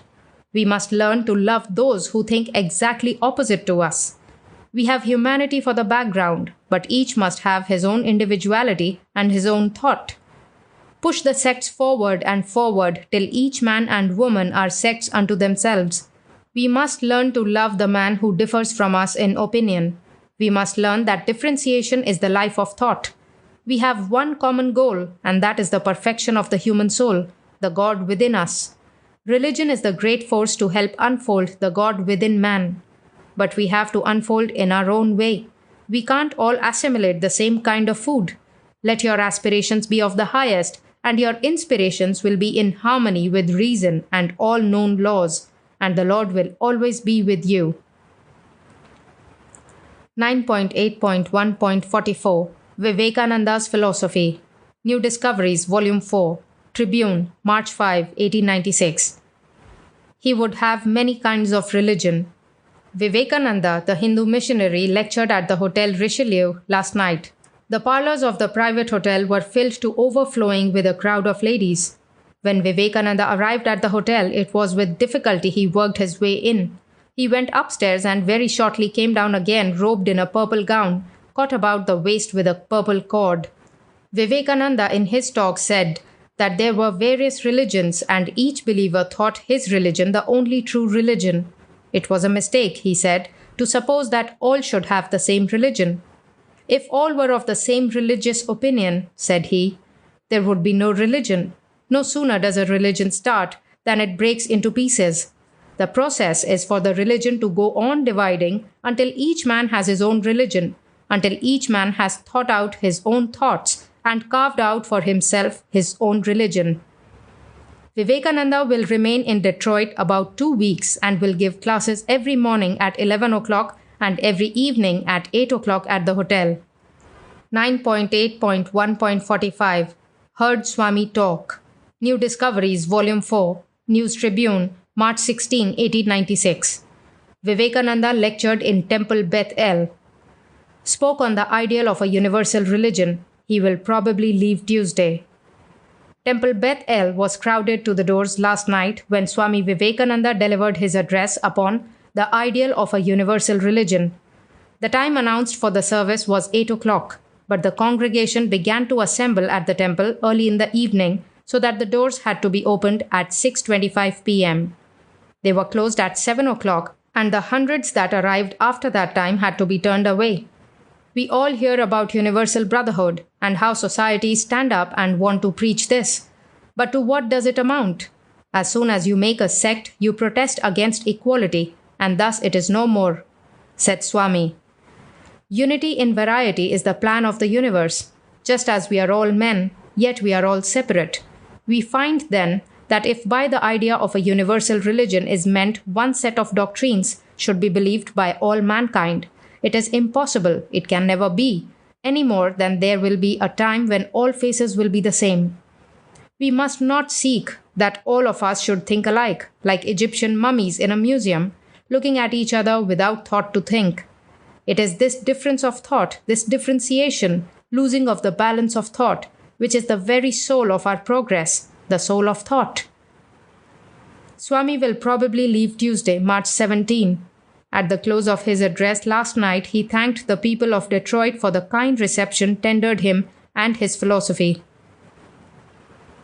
9.8.1.46 Philosophy of Freedom. New Discoveries, Volume 4. Boston Evening Transcript, March 21, 1896. Swami Vivekananda compares teachings of Hindu wisdom and Western religions. The Swami Vivekananda, who will be remembered as the Hindu delegate to the world's Parliament of Religions, is in the city as the March class lecturer at the Procopia, 45, St. Botolph Street. The Swami has been doing some most valuable and successful work in systematic class lecturing in New York with constantly increasing audiences during the past 2 winters and comes to Boston at a most opportune time. The Swami gives the following description of his work. In explanation of the term sannyasin, he said, Vide the Sannyasin, Complete Works, Volume 5, 5.3.10. In giving some idea of his work and its methods, the Swami says he left the world because he had a deep interest in religion and philosophy from his childhood, and Indian books teach renunciation as the highest ideal to which a man can aspire. The Swami's teaching, as he expresses it, is my own interpretation of our ancient books in the light which my master, a celebrated Hindu sage, shed upon them. I claim no supernatural authority. Whatever in my teachings may appeal to the highest intelligence and be accepted by thinking men, the adoption of that will be my reward. All religions have for their object the teaching of devotion or knowledge or activity in a concrete form. Now the philosophy of Vedanta is the abstract science which embraces all these methods, and this is what I teach, leaving each one to apply it to his own concrete form. I refer each individual to his own experience, and where reference is made to books, the latter are procurable and may be studied for each one by himself. The Swami teaches no authority from hidden beings through visible objects any more than he claims learning from hidden books or MSS. He believes no good can come from secret societies. Truth stands on its own authority, and truth can bear the light of day. He teaches only the self, hidden in the heart of every individual and common to all. A handful of strong men, knowing that self and living in its light, would revolutionize the world, even today, as has been the case of single strong men before, each in his day. His attitude towards Western religions is briefly this. He propounds a philosophy which can serve as a basis to every possible religious system in the world, and his attitude towards all of them is one of extreme sympathy. His teaching is antagonistic to none. He directs his attention to the individual, to make him strong, to teach him that he himself is divine, and he calls upon men to make themselves conscious of divinity within. His hope is to imbue individuals with the teachings to which he has referred, and to encourage them to express these to others in their own way. Let them modify them as they will. He does not teach them as dogmas. Truth at length must inevitably prevail. 9.8.1.47 Out of the East. New Discoveries, Volume 4, Boston Daily Globe, March 24, 1896. Message brought by the Swami Vivekananda: in his country, the gods are bright ones that help. The Swami Vivekananda is enjoying as great a degree of popularity on his present visit to Boston as he did when society, fashionable, intellectual, and faddist went wild over him on his former visit. A New York paper published an interview with the Swami in which he is reported to have expressed the opinion that in Boston the women are all faddists, all fickle, merely bent on following something new and strange. But Swami Vivekananda says that this is an exaggerated and distorted presentation of a criticism which he made upon all American women, that they were too superficial and too prone to follow the sensational and to change from one thing to another. This, he says, his observation has forced upon him. The American women are intellectual, but they are not steady, serious, and sincere. The first of the Swami's lectures was delivered before an audience of 400 people in the Allen Gymnasium Saturday evening on The Science of Work, and the second one of the course on Devotion was given in the same place, the hall being filled and a number turned away unable to gain admittance. The lecture was exceedingly interesting and the speaker's manner was very magnetic. In his country, said the Swami, the gods were the bright ones who gave help to men and received help from them. The gods are only human beings who are somewhat elevated after death, but God, the highest, is never prayed to or asked for help. He is given only love and worship without anything being asked in return. There are two phases of this God, the one, the abstract God behind the substance of the universe, and the other, the personal God who is seen through human intellect and given attributes by it. The love which is given to God never takes, but always gives, and it does not depend on anything. The worshipper does not pray for health, money, or any other thing, but is content with the lot apportioned to him. People who ask about religion from mere motives of curiosity become faddists. They are always looking for something new, and their brains degenerate until they become old rags. It is a religious dissipation with them. It is not the place that makes heaven or hell, but the mind. Love knows no fear. There can be no love where it is. In love of any sort, external objects are only suggested by something within. It is one's own ideal projected, and God is the highest ideal that can be conceived of. Hatred of the world does not drive good men from it, but the world slips away from the great and saintly. The world, the family, and social life are all training grounds, that is all. When one realizes that God is love, it does not matter what his other attributes are. That is the only essential. The more a man throws himself away, the more God comes in. Hence, self-abnegation, which is the secret of all religion and morality. Too many people bring down their ideals. They want a comfortable religion, but there is none such. It is all self-surrender and upward striving. 9.8.1.48 Said a universal religion is impossible. New Discoveries, Volume 4, Boston Evening Transcript, March 27, 1896. Swami Vivekananda told the large audience that crowded the Allen Gymnasium to hear him speak on the ideal of a universal religion last night, that the recent Parliament of Religions at Chicago proved to that date that universal religion was impossible. Nature, he said, is wiser than we have thought her to be. It is competition of ideas, the clash of thought, that keeps thought alive. Sects have always been antithetical and always will be splitting into little varieties of themselves. And the way to get out of this fight of religions is to let the sects go on subdividing. There is no unity in the three elements of religion: philosophy, theology, mythology, and ceremony. Each theologian wants unity, but his idea of unity is the adjustment of all other creeds to his own. I agree with the old prophets as long as they agree with me. But there is an element of religion that towers above all, that is, philosophy. The philosopher seeks truth, which is one and the same always, and it is acceptable to the four sides of every religious nature: the emotional, mystical, active, and philosophical. And he who dares to seek the truth for truth's sake is greatest among men. 9.8.1.49 For Universal Religion, New Discoveries, Volume 4, Boston Evening Transcript, March 30, 1896. The Hindu Swami lectures before several societies. The Swami Vivekananda has, during the past few days, conducted a most successful work in connection with the Precopia. During this time, he has given 4 class lectures for the club itself, with constant audiences of between 4 and 500 people at the Allen Gymnasium, 44 St. Botolph Street, 2 at the house of Mrs. Olbull in Cambridge, and 1 before the professors and graduate students of the Philosophical Department of Harvard University.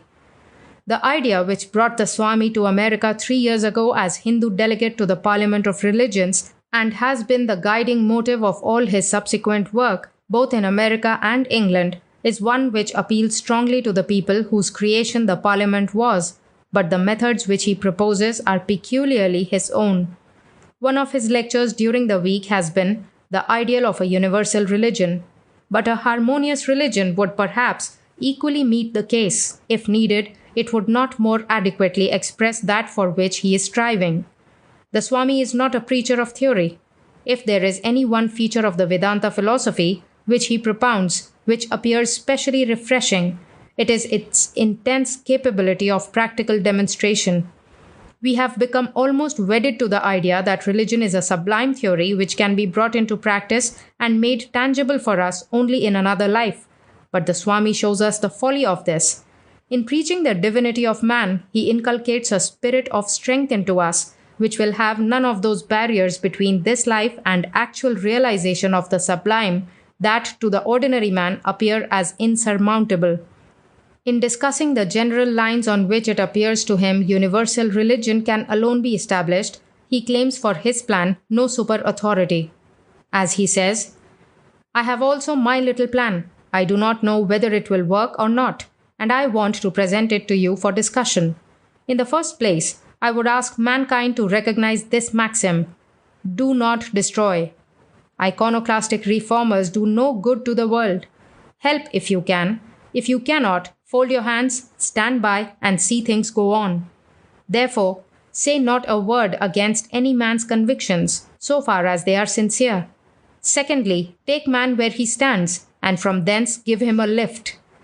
Unity in variety is the plan of the universe. Just as we are all men, yet we are all separate. As humanity, I am one with you. As Mr. So-and-so, I am different from you. As a man, you are separate from woman. But as human beings, you are all one. As a living being, you are one with animals and all that lives. But as man, you are separate. That existence is God, the ultimate unity in this universe. In Him we are all one. We find then that if by the idea of a universal religion is meant that one set of doctrines should be believed by all mankind, it is impossible, it can never be, any more than all faces will be the same. Again, if we expect that there will be one universal mythology, that is also impossible. It cannot be. Neither can there be a universal ritual. When this time comes, the world will be destroyed, because variety is the first principle of life. What makes us formed beings? Differentiation. Perfect balance will be destruction. What then do I mean by the ideal of a universal religion? I do not mean a universal philosophy, or a universal mythology, or a universal ritual, but I mean that this world must go on, wheel within wheel. What can we do?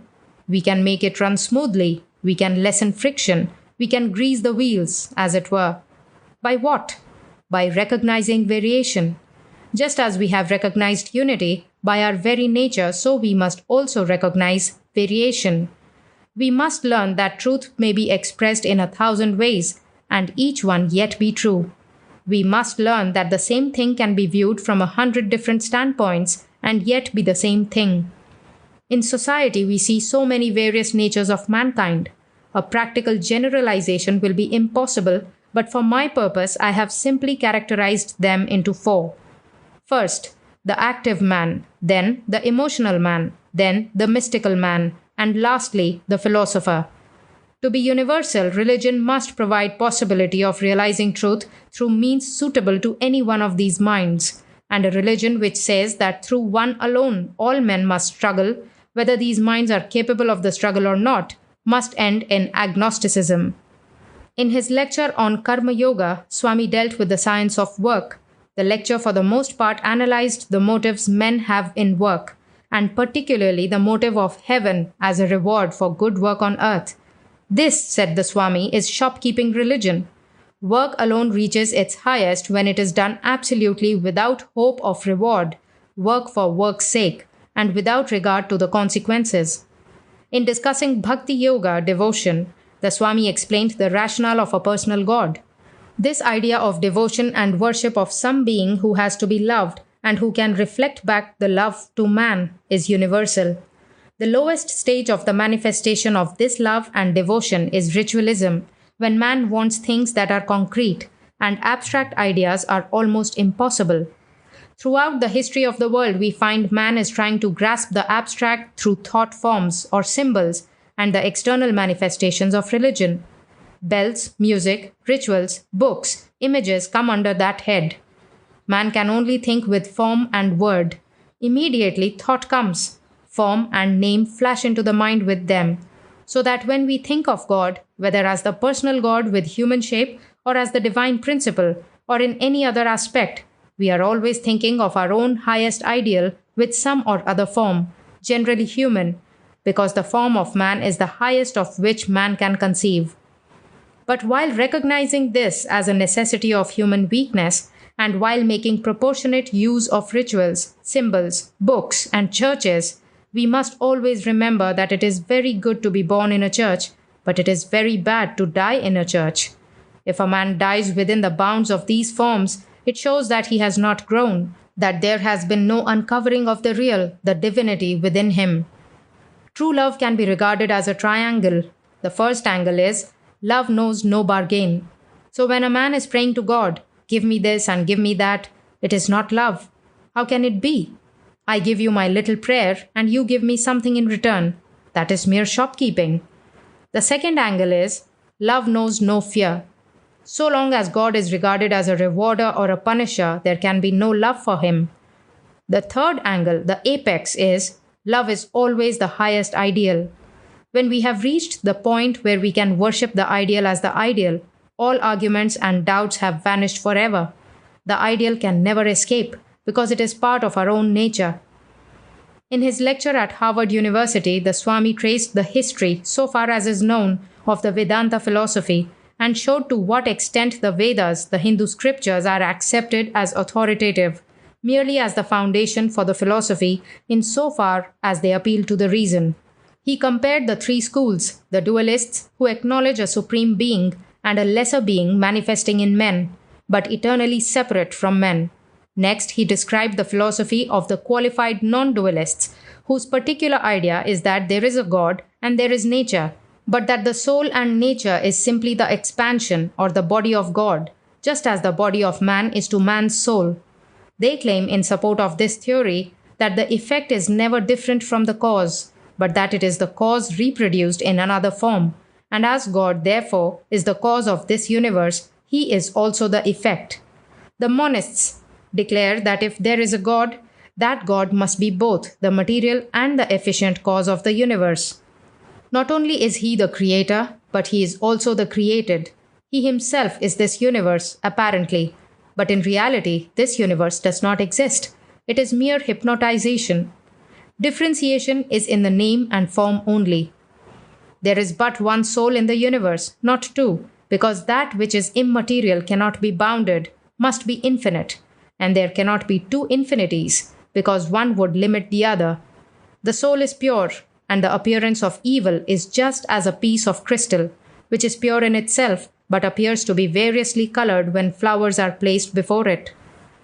In discussing Raja Yoga, the psychological way to union with God, the Swami expanded upon the power to which the mind can attain through concentration, both in reference to the physical and the spiritual world.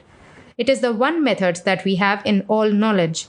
From the lowest to the highest, from the smallest worm to the highest sage, they have to use this one method. The astronomer uses it in order to discover the mysteries of the skies, the chemist in his laboratory, the professor in his chair. This is the one call, the one knock, which opens the gates of nature and lets out the floods of light. This is the one key, the only power, concentration. In the present state of our bodies, we are so much distracted. The mind is frittering away its energies upon 100 sorts of things. By scientific control of the forces which work the body, this can be done, and its ultimate effect is realization. Religion cannot consist of talk. It only becomes religion when it becomes tangible, and until we strive to feel that of which we talk so much, we are no better than agnostics, for the latter are sincere, and we are not. The 20th Century Club had the Swami as their guest Saturday, March 28, and heard an address from him on the practical side of the Vedanta philosophy. He leaves Boston today and will, within a few days, sail for England en route for India. 9.8.1.50 Swami Vivekananda, New Discoveries, Volume 5. Lectures on Hindu Religion and Philosophy. Los Angeles Times, December 9, 1899. The well-known expositor of the Hindu philosophy, dressed in the yellow robe of the Brahmin caste, spoke in part as follows. I come before you, ladies and gentlemen, to bring no new religion. I desire simply to tell you a few points that bind together all religions. I shall touch upon some things in the thought of Eastern civilization that will appear strange to you, and on others that I hope will appeal to you. All the religions of the world have a backbone of unity. This is the principle of philosophy and of toleration. Very few people in this country understand what India is. It is a country half as large as the United States and containing 300 million people speaking a number of different tongues, but all bound together by the ideas of a common religion. By these ideas, the Hindus have made their influence felt through the ages, working gently, silently, patiently, while Western civilization has been conquering by force of arms. The future will show which is the more powerful, physical force or the power of ideas. The arts and sciences of the Hindus have found their way over all the earth, their numerals, their mathematical thought, their ethics. Was it not in India, there and there alone, that the doctrine of love was first preached, and not alone the doctrine of love of one's fellow men, but of love of every living thing? Yeah, even of the meanest worm that crawls under our feet. When you begin to study the arts and institutions of India, you become magnetized, fascinated. You cannot get away. In India, as elsewhere, we find the earliest condition one of division into little tribes. These different tribes had each its different god, its different ceremonial. But in coming in contact with one another, the tribes did not follow the course that Western civilization has taken. They did not persecute each other because of these differences, but endeavored to find the germs of common ideas in all the religions. And from this endeavor arose the habit of toleration, which is the keynote of the Indian religion. Truth is one, can be but one, though it may be expressed in different language. Another great difference between Eastern and Western religion lies in the reception of a philosophical and scientific view of the universe. In the West, agnosticism has been growing in late years, and with the loss of a hope in individual immortality, which the Westerner is always desiring and seeking, a note of despair has crept into Western thought. Ages ago, the Hindu realized that the universe was one of law, and that under law all change. Therefore, an imperishable individuality is an impossibility.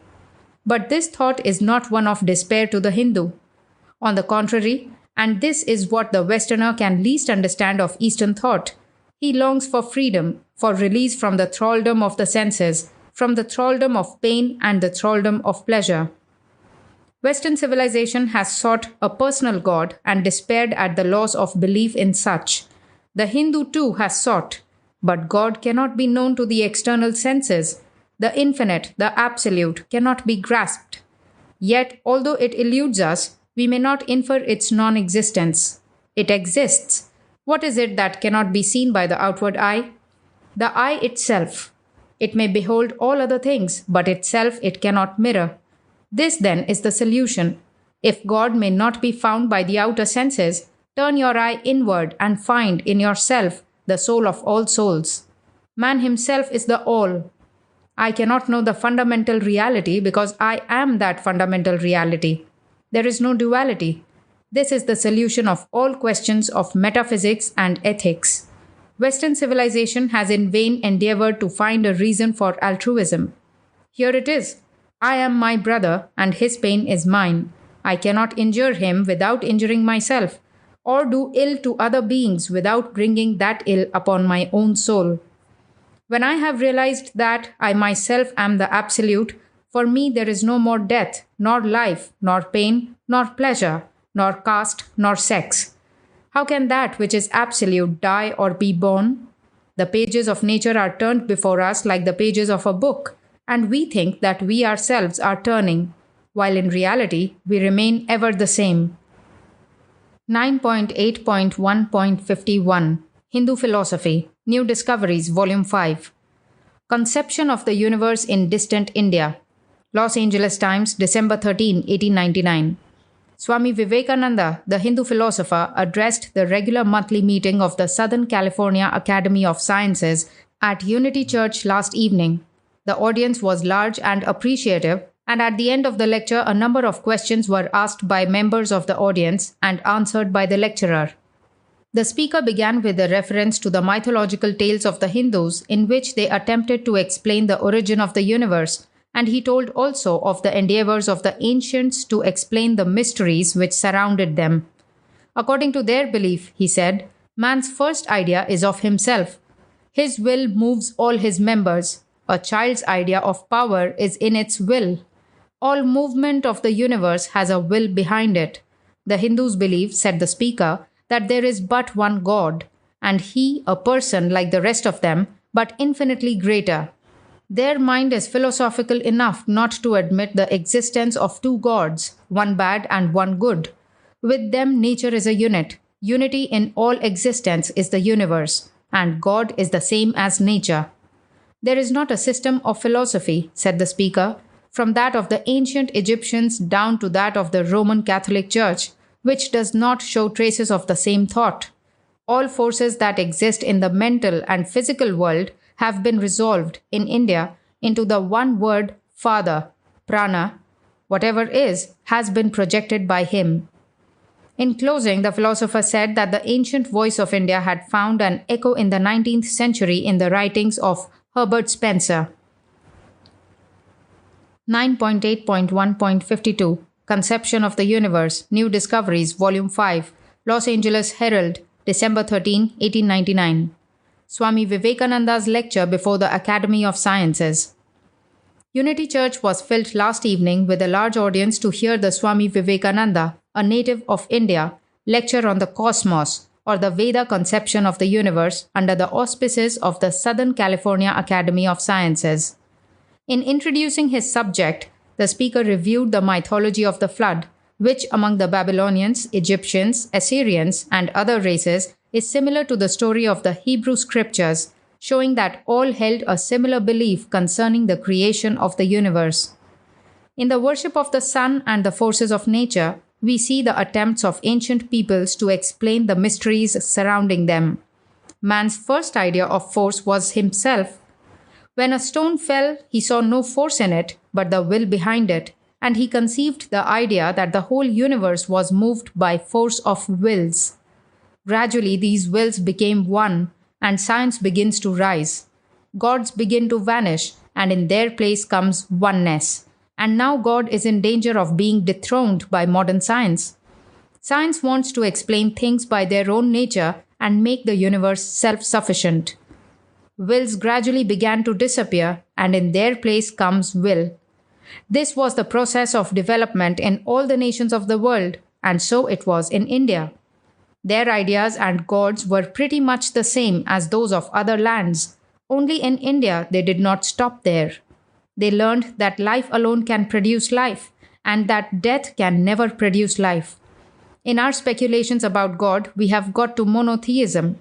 Everywhere else, speculation stops there. We make it the be-all and end-all of everything. But in India, it does not stop there. A gigantic will cannot explain all these phenomena we see around us.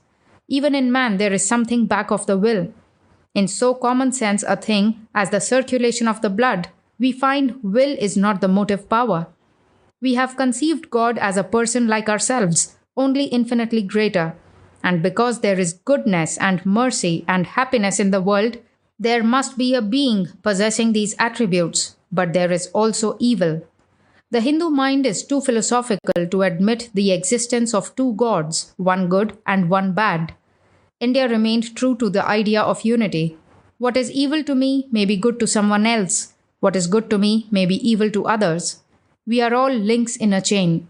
Hence comes the speculation of the Upanishads, the religion of 300 million of the human race.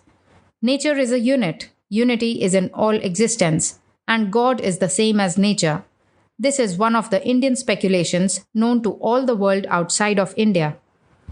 There is not a system of religion or philosophy in the world that does not show the influence of India's speculation, even to the Catholic Church. The conservation of energy, considered a new discovery, has been known there by the name of Father, Prana. Whatever comes from the Father, Brahma, Prana, must energize on something, and that they say is an invisible ether. Brahma, Prana, vibrating on ether, the solid, the liquid, the luminous, it is all the same ether. The potentiality of everything is there. In the beginning of the next period, Brahma, Prana will begin to vibrate more and more. Thus, this speculation of India's scriptures is very similar to modern science. The same idea is taken up by modern evolution. Even our bodies, different only in dignity, are links in the same chain. In one individual, the possibilities of every other individual are there. The living entity contains the possibility of all life, but can only express that which environment demands. The most wonderful speculations are formed in modern science. The one that interests me as a preacher of religion is the oneness of all religions, life. When Herbert Spencer's voice says that the same life welling up in the plant is the life welling up in the individual, the Indian religion has found a voice in the 19th century. 9.8.1.53 Told about India. New Discoveries, Volume 5. Los Angeles Herald, January 3, 1900. Lecture last night at Blanchard Hall by Swami Vivekananda.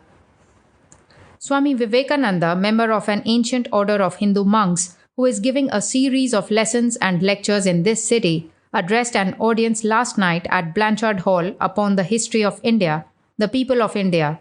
The Swami appeared before his audience in American dress, losing to a great degree the peculiar and characteristic personality given him by the aesthetic silken robes and the turban worn by his order.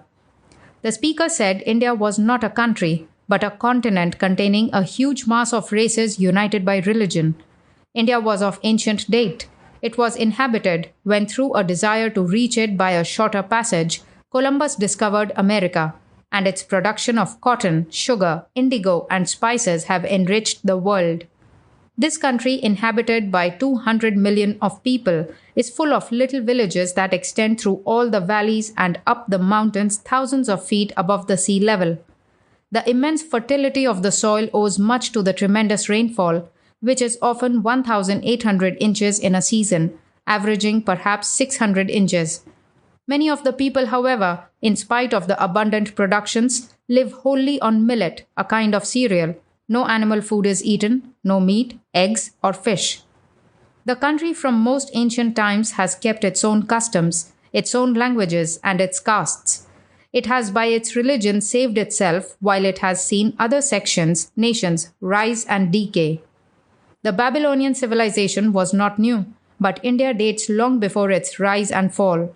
The most ancient language, Sanskrit, is spoken by the priests and was spoken once by all the different races. The speaker gave examples of many of our common English words coming from Sanskrit roots and traced the old religious ideas and even mythology to the ancient Aryan races.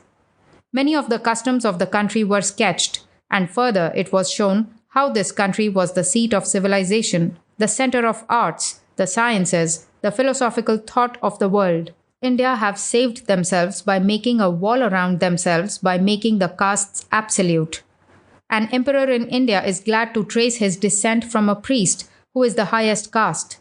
The castes do not exist as they did once, but they are divided into many divisions and subdivisions. There are hundreds of them. No people of different castes eat together or cook together. Marriage is not legal if made outside of one's caste.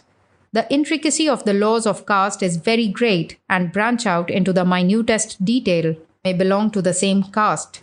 Shoes are not allowed to be worn as they are made from the skin of an animal. The women pay even more attention to these details than the men. All these customs have their philosophy.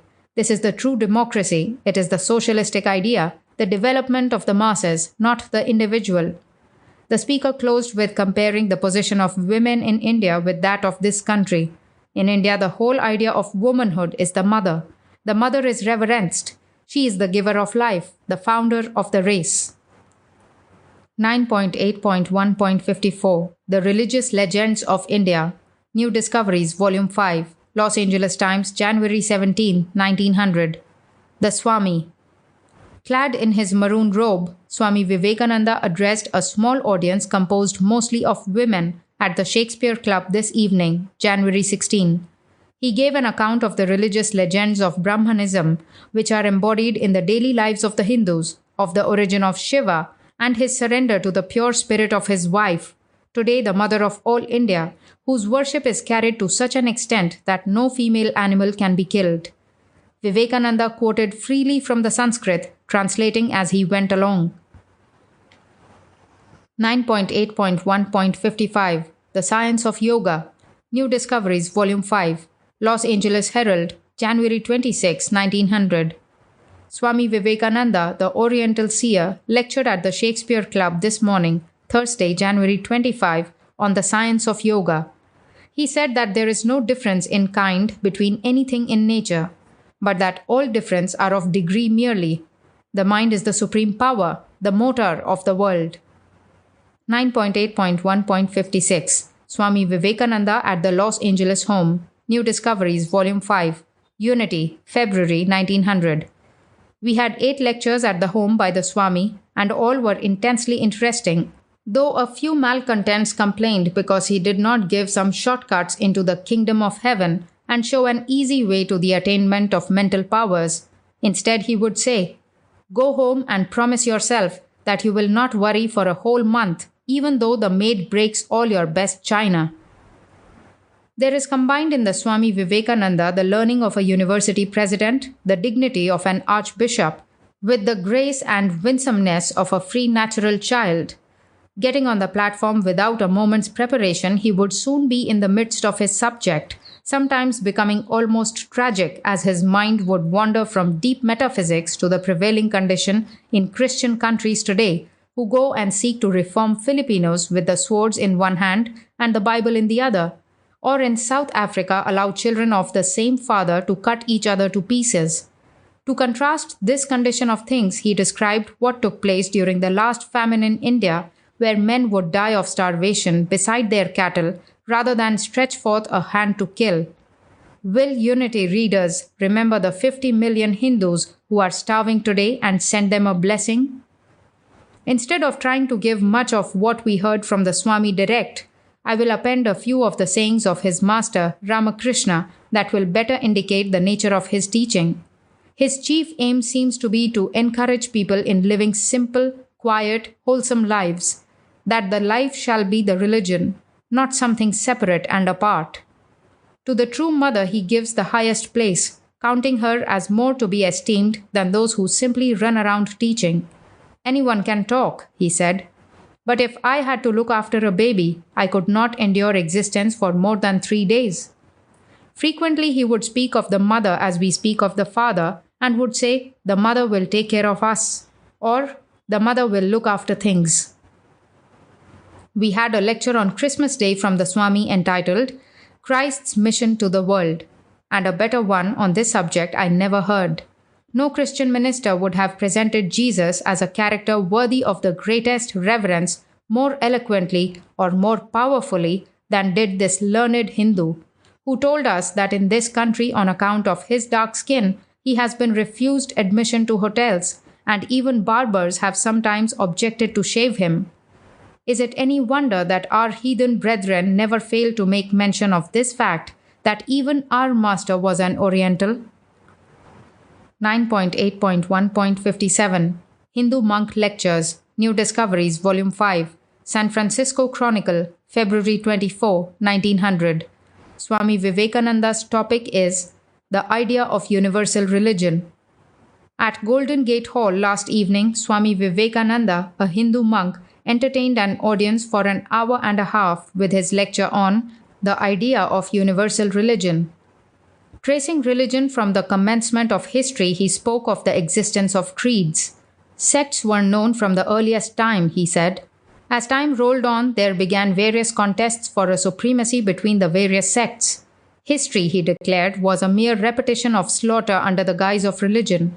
Superstition, he thought, was fast becoming a thing of the past through the expansion of the minds of men. They had more liberality of thought now. They were deeper students of philosophy, and through the principles of true philosophy only could religion in its deepest form be found. Until men could accord to others the right of free belief on all subjects, and be willing to believe truth under whatever form it might appear, no universal religion would be manifest to the world, he declared. It would never be promulgated by any society, but would grow instinctively as the intellect of man developed. 9.8.1.58 Vedantism and What It Is and What It Is Not. New Discoveries, Volume 5. Lecture of Swami Vivekananda on the Religion of the Hindus. Oakland Tribune, February 26, 1900. It is the only creed, he says, that can be taught without lies and without compromise. The claims of the Brahmin religion or Vedantism on the modern world were presented tonight at the Congress of Religions in the First Unitarian Church by Swami Vivekananda, a remarkably eloquent expounder of that faith. To his auditors tonight, he explained Vedantism as the religion of the Vedas, or ancient Hindu books, which, he asserted, is the mother of religion. It may seem ridiculous how a book can be without beginning or end, he said, but by the Vedas, no books are meant. They signify the accumulated treasury of spiritual laws discovered by different persons in different times. The Hindu believes he is a spirit. Him the sword cannot pierce, him the fire cannot burn, him the water cannot melt, him the air cannot dry. He believes every soul is a circle whose circumference is nowhere, but whose center is located in a body. Death means the change of this center from body to body. We are the children of God. Matter is our servant. Vedantism is a sort of rebellion against the mockery of the past. Some men are so practical that if they know that by chopping off their heads they could get salvation, there are many who would do so. That is all outward. You must turn your eyes inward to learn what is in your soul. Soul is spirit omnipresent. Where does the soul go after death? Where could the earth fall to? Where can the soul go? Where is it not already? The great cornerstone of Vedantism is the recognition of self. Man, have faith in yourself. The soul is the same in everyone. It is all purity and perfection, and the more pure and perfect you are, the more purity and perfection you will see.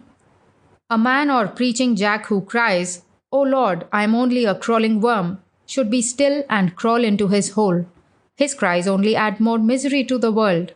I was amused to read in one of your papers, "How would Christ edit a paper?" How foolish! How would Christ cook a meal? Yet you are the advanced people of the West. If Christ came here, you would shut up shop and go into the street with him to help the poor and downtrodden. Vedantism is the only religion that can be taught without lies, without stretching the texts, without compromise.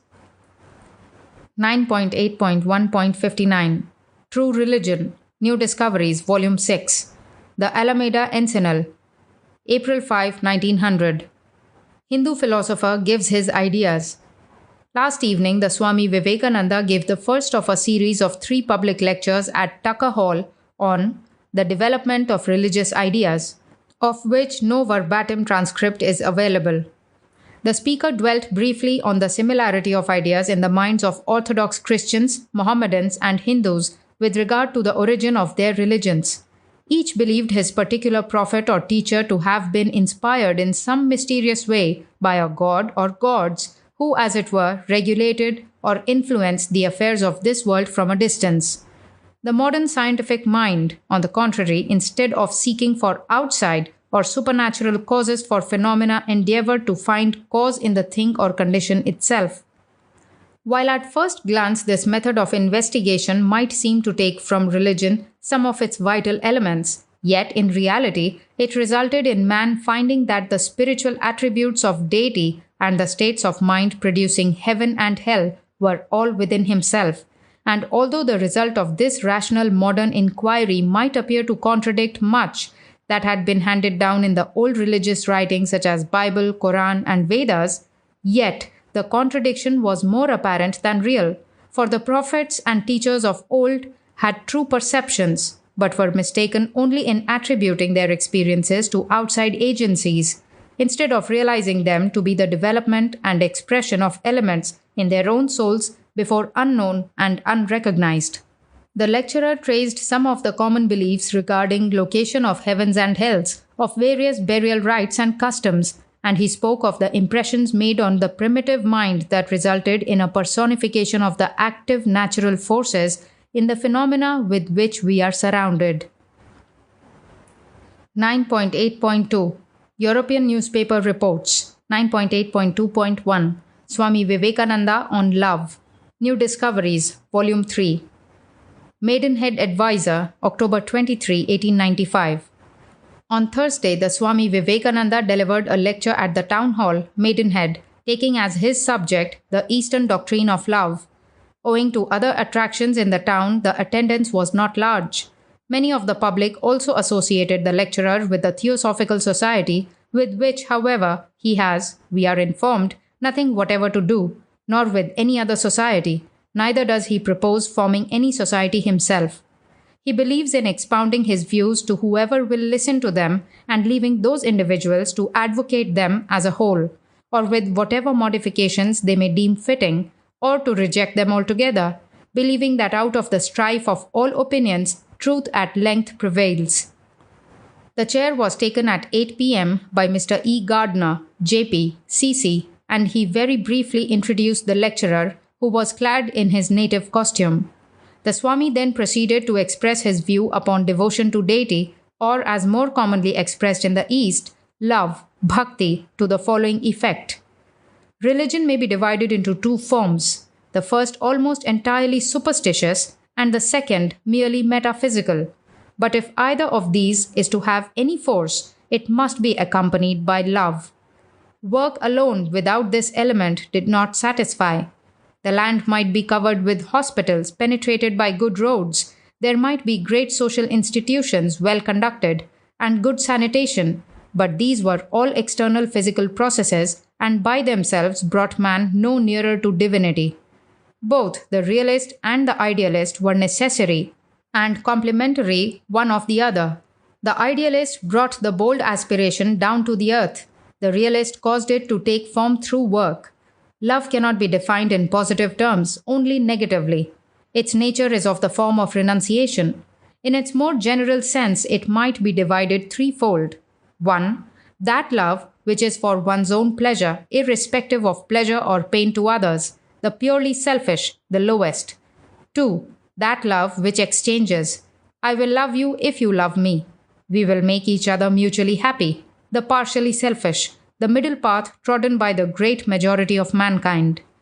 3. That love which gives all and asks for nothing, without premeditation and which never regrets, unconquerable by any evil thing done to him from whom it emanates. It is the highest, the divine. Only with this last kind are we concerned here. The first is the path of the sensualist and the animal. The second, the path of struggling humanity on its way to better things. The third, the real path of love, trodden by those who renounce the world and set out upon that road which leads to eternal peace. In that love there is no fear. Love kills fear. A lion might stand over a babe and threaten its life.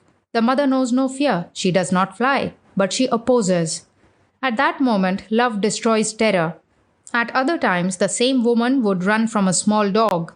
A fierce Mohammedan warrior went to a garden to pray. In the same garden, a girl had appointed to meet her lover.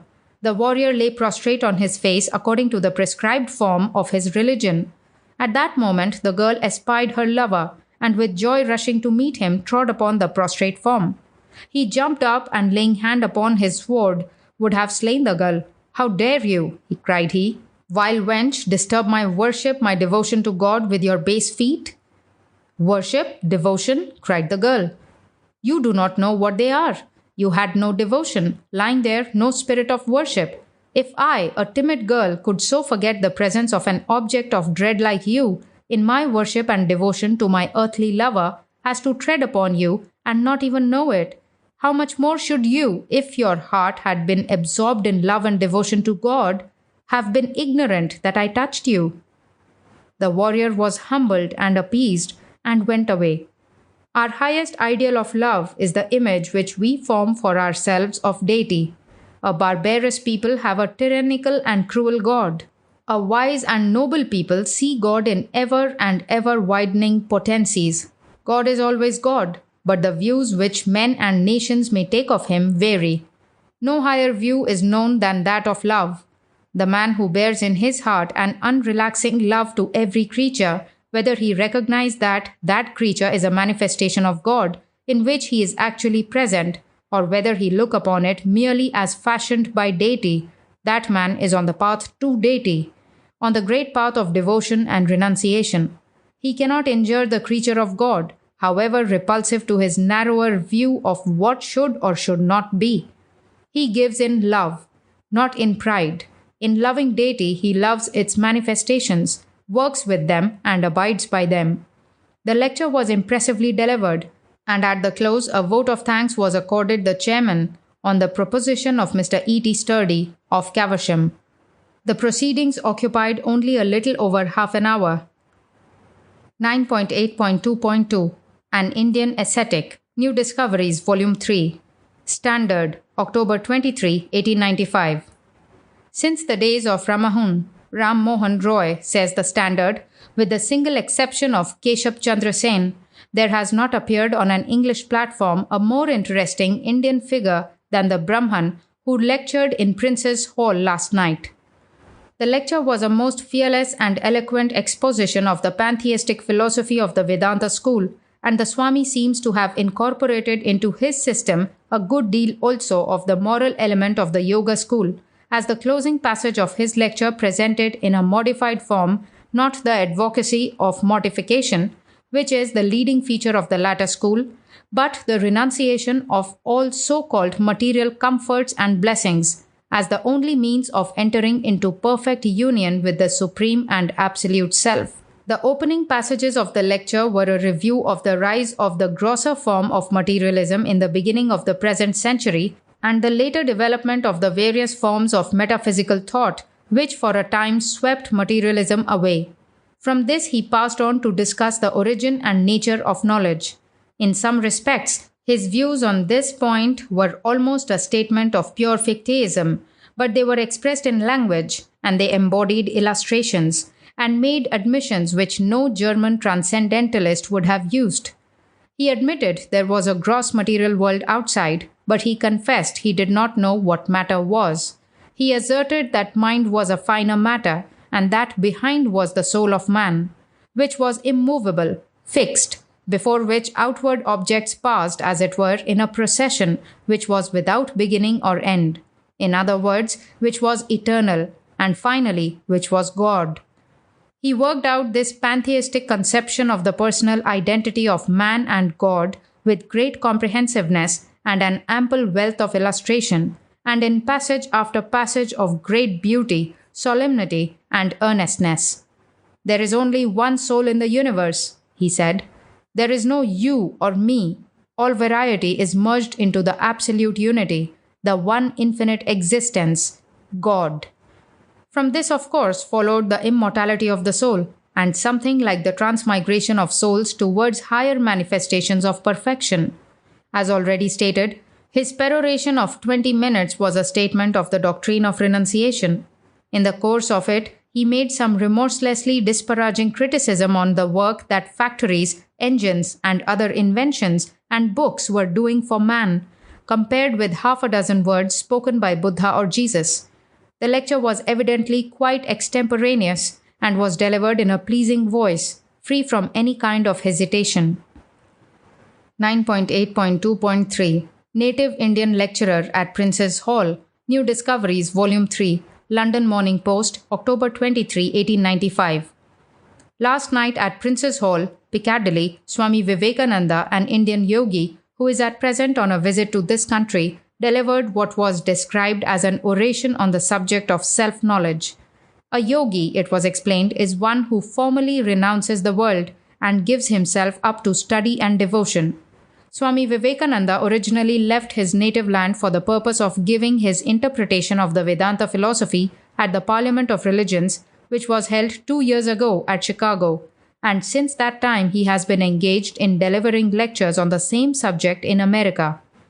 In the course of his address last night, he declared that there were indications in these closing days of the 19th century that the pendulum of scientific thought was swinging back, for men all over the world were rummaging in the pages of ancient records, and ancient religious forms were again coming to the fore. To many, this seemed to be a case of degeneration, while others regarded it as one of those outbursts of superstition which periodically visited society. But to the scientific student, there was in the present state of things a prognostication of grand future benefit. The lecturer then proceeded at considerable length to describe the peculiar system of philosophy which he teaches and traced the 3 different stages of the religion which has grown out of it. He spoke with a good deal of fluency, and his remarks were listened to with attention by the somewhat small audience.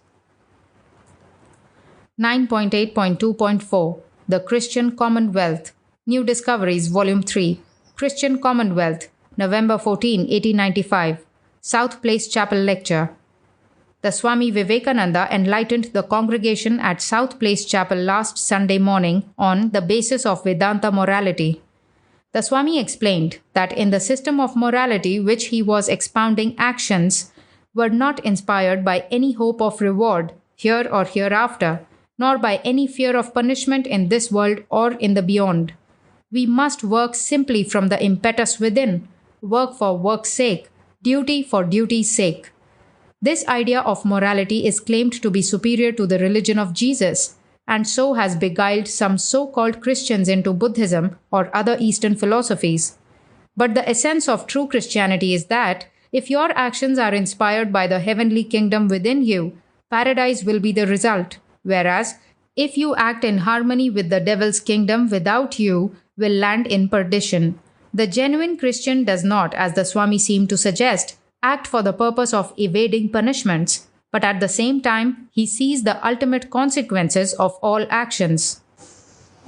9.8.2.5 An Universal Religion, New Discoveries, Volume 3, The Queen, The Ladies' Newspaper, November 23, 1895.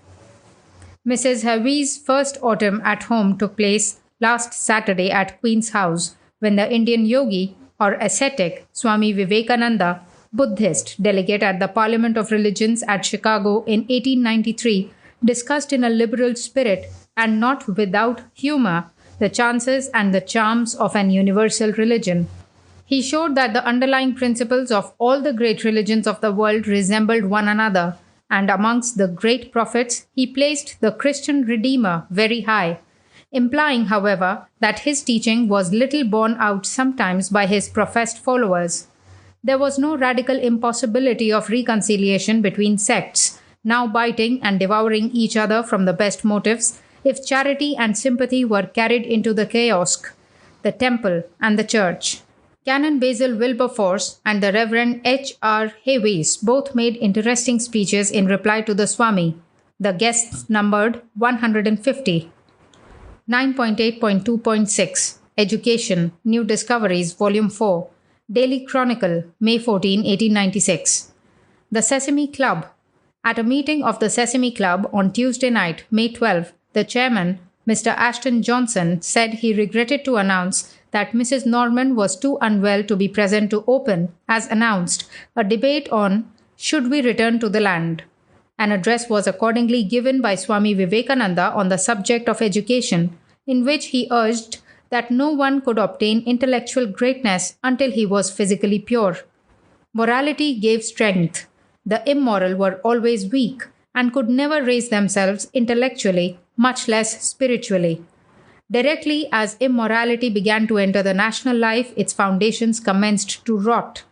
As the lifeblood of every nation was to be found in the schools, where boys and girls were receiving their education, it was absolutely essential that the young students should be pure, and this purity must be taught them. 9.8.2.7 Spiritualism and the Vedanta Philosophy. New Discoveries, Volume 4. Light, July 4, 1896. When first we heard that the Swami Vivekananda was coming to London to expound the Vedanta philosophy, we were hopeful that his teaching would not only confirm the faith of spiritualists, but might also add to their number. We hoped this because the very essence of the Hindu philosophy is that man is a spirit and has a body, and not that man is a body and may have a spirit also, which is as far as many a Western mind can reach. It has been the glorious privilege of our modern spiritualism to prove by actual demonstration the existence of spirit apart from flesh, and it would, therefore, seem reasonable to look for cooperation on the part of the exponents of the Vedanta philosophy and the supporters of spiritualism.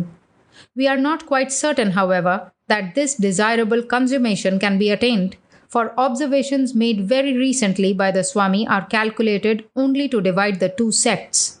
The Vedanta philosophy sets before the student an ideal aim, nothing less in fact than the unfolding of the God within him, and nothing could well be more impressive and inspiring than the presentation of this idea by a speaker of the force and eloquence of the Swami. We could only respect and admire until modern spiritualism was alluded to, and that in a manner which left upon us the impression that the Swami condemned without reservation all sitting for phenomena. He admitted having sat for observation with professional mediums and held that one and all had practiced fraud. Spirit voices, according to the Swami, are never heard to clash. As the sepulchral dies away, the small child's voice rises up, intimating thus that ventriloquism was invariably responsible for the sounds. Spirit messages, he remarked, were quite worthless, for they never rose above the level of "I am well and happy" or "give John a piece of cake."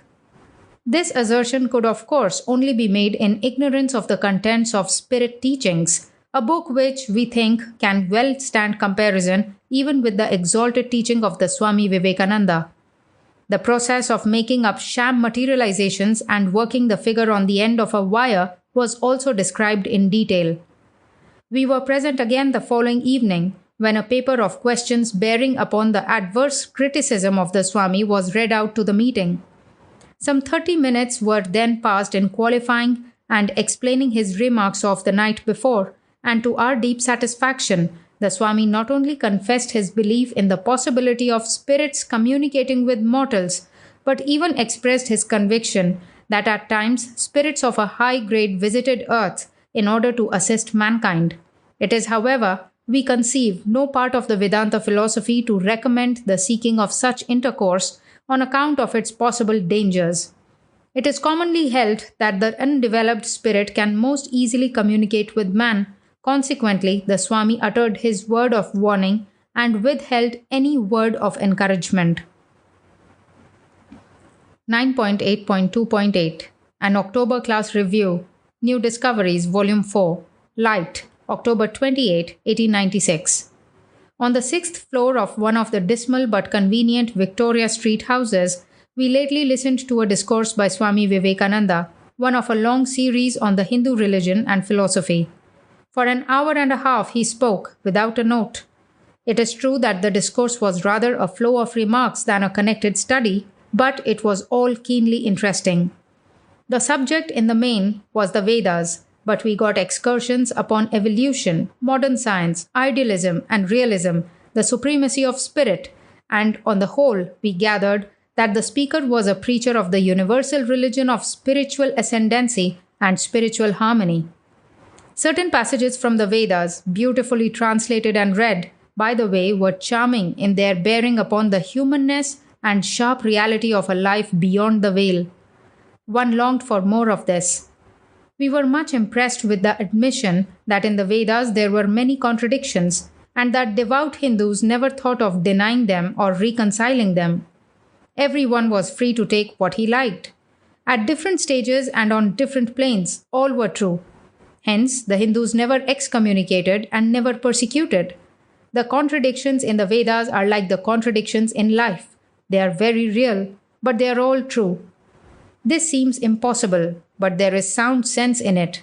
At all events, as regards excommunication and persecution, we only wish the Christians could make the Hindus' claim.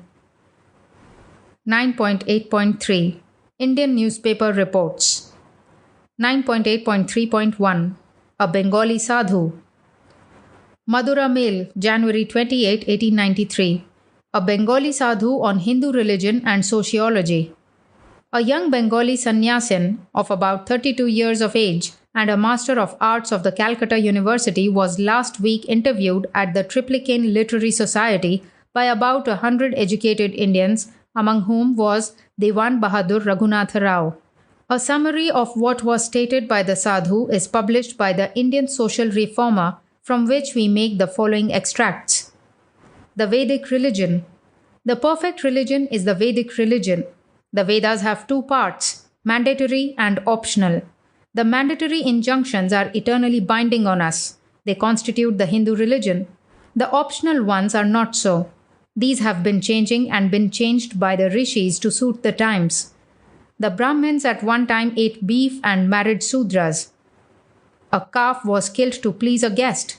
Sudras cooked for Brahmins. The food cooked by a male Brahmin was regarded as polluted food. But we have changed our habits to suit the present yuga. Although our caste rules have so far changed from the time of Manu, still if he should come to us now, he would still call us Hindus. Caste is a social organization and not a religious one. It was the outcome of the natural evolution of our society. It was found necessary and convenient at one time. It has served its purpose. But for it, we would long ago have become Mohammedans.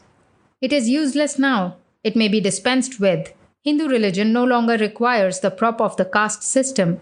A Brahmin may interdine with anybody, even a Parya. He won't thereby lose his spirituality. A degree of spirituality that is destroyed by the touch of a Parya is a very poor quantity. It is almost at the 0 point. Spirituality of a Brahmin must overflow, blaze and burn so as to warm into spiritual life not one Parya, but thousands of Paryas who may touch him. The old rishis observed no distinctions or restrictions as regards food. A man who feels that his own spirituality is so flimsy that the sight of a low caste man annihilates, it need not approach a Parya and must keep his precious little to himself. The Hindu ideal of life. The Hindu ideal of life is nivarti, nivritti. Nivarti means subjugation and conquest of evil passions, of tamasa nature of lust, revenge and avarice. It does not mean conquest of all desire, it means only the annihilation of gross desires. Every man is bound to love and sympathize with his fellow creatures. A sannyasi is one who has vanquished all his selfish passions and vowed to devote his life for the good of others. He loves all. Pravritti means love of God and all his creatures. Sannyasis ought to be fed.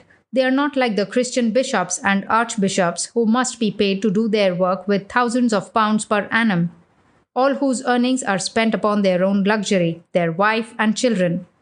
The sannyasi wants only a morsel of food, and then he places all his knowledge and services at the disposal of the public.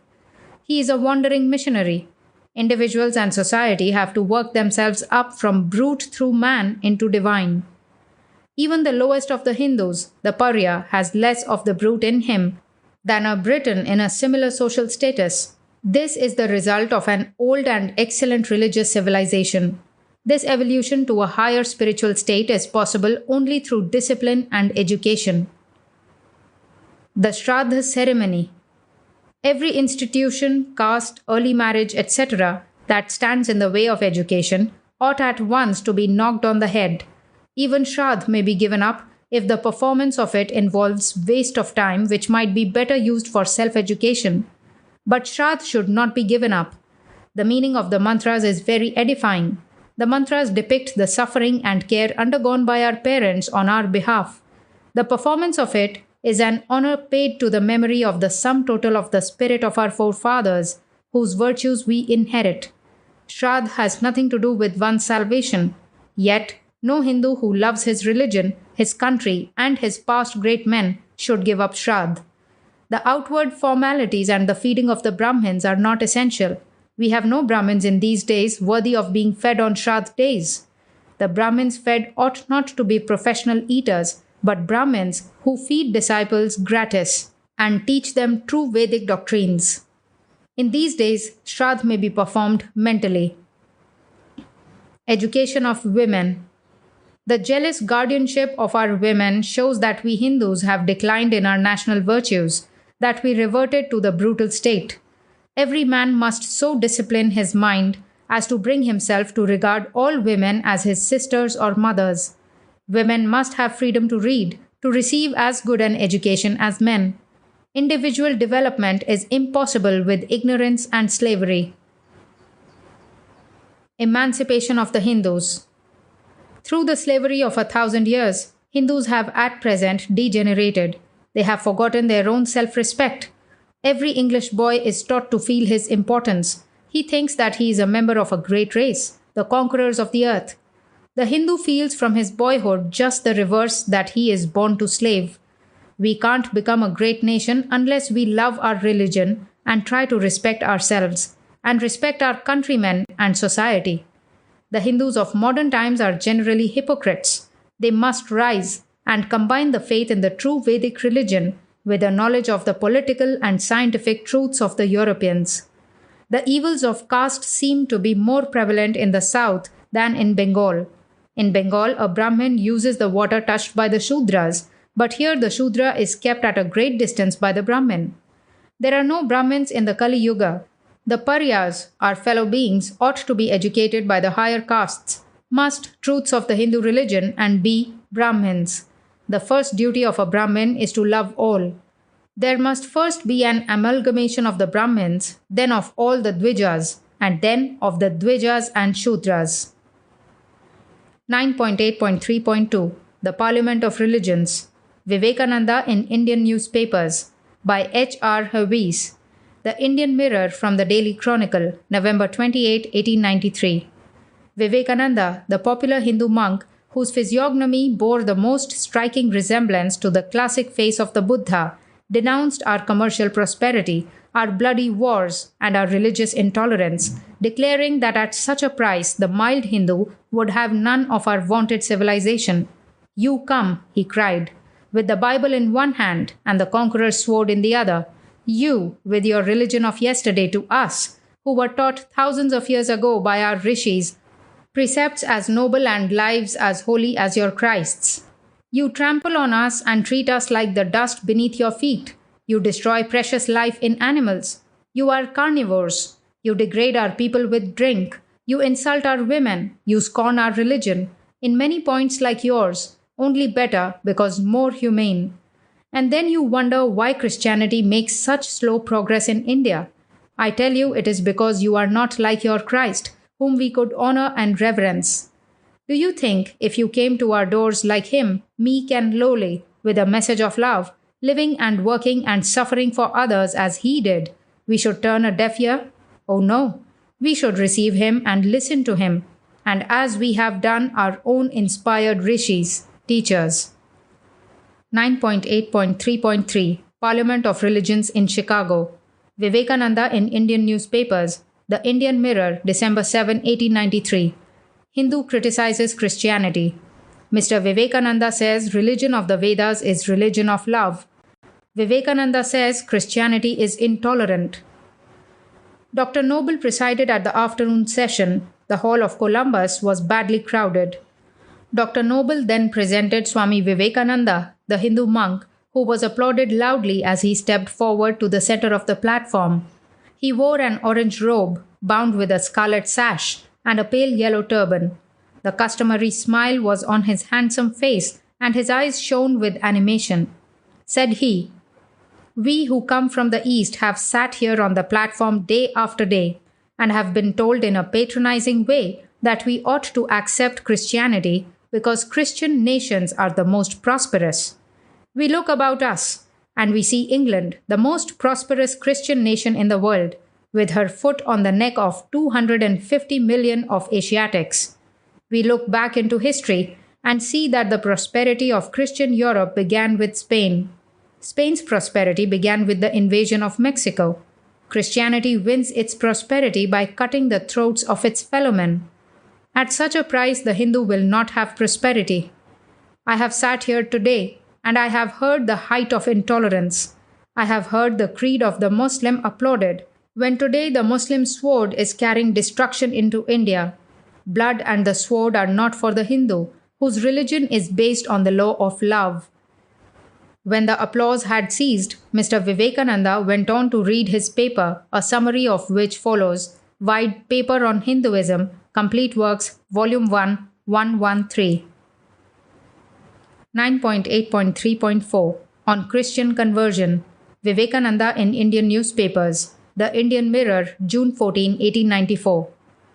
There has been some lively correspondence between Swami Vivekananda and a retired Christian missionary on the work and prospects of Christianity in India. Among other things, the Swami is reported to have said that the way of converting is absolutely absurd. Missionary doctors do no good because they are not in touch with the people. They accomplish nothing in the way of converting, although they may have nice sociable times among themselves. The reverend gentleman took exception to the words, maintaining that speaking the vernaculars well, nobody of foreigners understands and sympathizes with Indians better than missionaries. The missionaries are undoubtedly good and well-meaning people, but we think the statement of the Swami that they are seldom in touch with the people is not without foundation. With the revival of Hinduism manifested in every part of the country, it is doubtful whether Christianity will have any sway over the Hindus. The present is a critical time for Christian missions in India. The Swami thanked the missionary for calling him his fellow countryman. "This is the first time," he wrote, "any European foreigner, born in India though he be, has dared to call a detested native by that name, missionary or no missionary. Would you dare call me the same in India?" 9.8.3.5 The Central Idea of the Vedas. Vivekananda in Indian Newspapers. The Indian Mirror, July 20, 1894. Swami Vivekananda explained in America the central idea of the Vedas as follows: "I humbly beg to differ from those who see in monotheism, in the recognition of a personal God, apart from nature, the acme of intellectual development. I believe it is only a kind of anthropomorphism which the human mind stumbles upon in its first efforts to understand the unknown. The ultimate satisfaction of human reason and custom lies in the realization of that universal essence which is the all. And I hold an irrefragable evidence that this idea is present in the Vedas, the numerous gods and their invocations notwithstanding. This idea of formless all, the Sat, that is, S or being, called Atman and Brahman in the Upanishads, and further explained in the Darshans, is the central idea of the Vedas, nay, the root idea of the Hindu religion in general. Unidentified source. 9.8.3.6 Swami Vivekananda on the Sea Voyage Movement. Vivekananda in Indian Newspapers.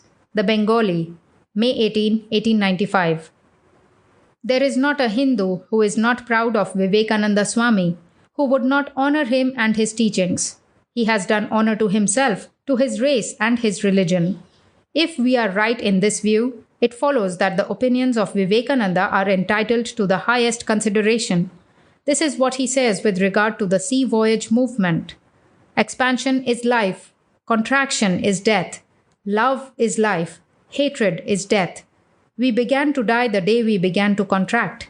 to hate other races, and nothing can prevent our death until we come back to life, to expansion. We must mix, therefore, with all the races of the earth, and every Hindu that goes out to travel in foreign parts does more benefit to his country than hundreds of those bundles of superstition and selfishness whose one aim in life is to be the dog in the manger.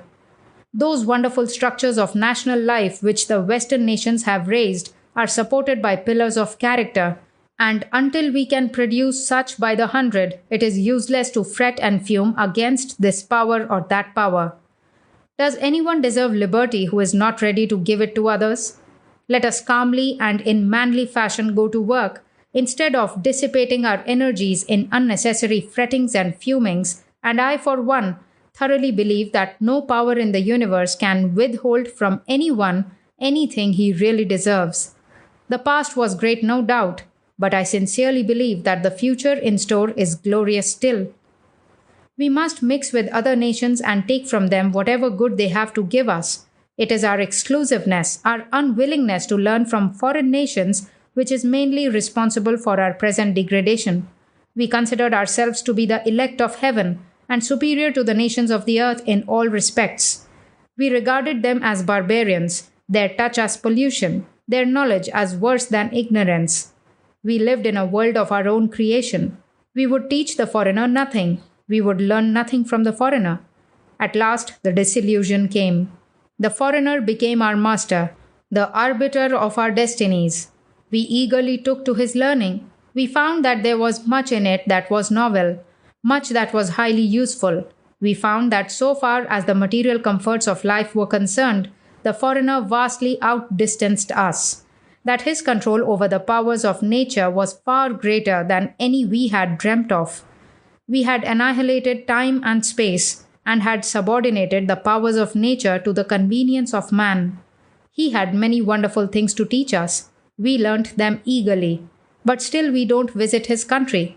If we do, we lose caste. We are under a foreign government. We eagerly study a foreign language and literature and admire all that is good and beautiful in it. We use foreign articles for dress and consumption. But still, we dare not visit the country of our rulers, for fear of excommunication. Against this unmeaning prejudice, the great Swami, who is a Hindu of Hindus, indignantly raises his voice of protest. The objectors in his expressive language are like the dog in the manger. They will not travel to foreign countries. They will not allow others to travel. Yet, the fact remains, says the Swami, that these travelled Hindus do more benefit to their country than hundreds of those bundles of superstition and selfishness whose one aim in life is to be like the dog in the manger. If we had our rishis in this age, as we had them in the ages that are gone by, we are sure they would have withdrawn the interdiction to sea voyage, if indeed any such interdiction has been laid in the past. Society is an organism which obeys the immutable law of progress, and change, judicious and cautious change, is necessary for the well-being, and indeed the preservation of the social system.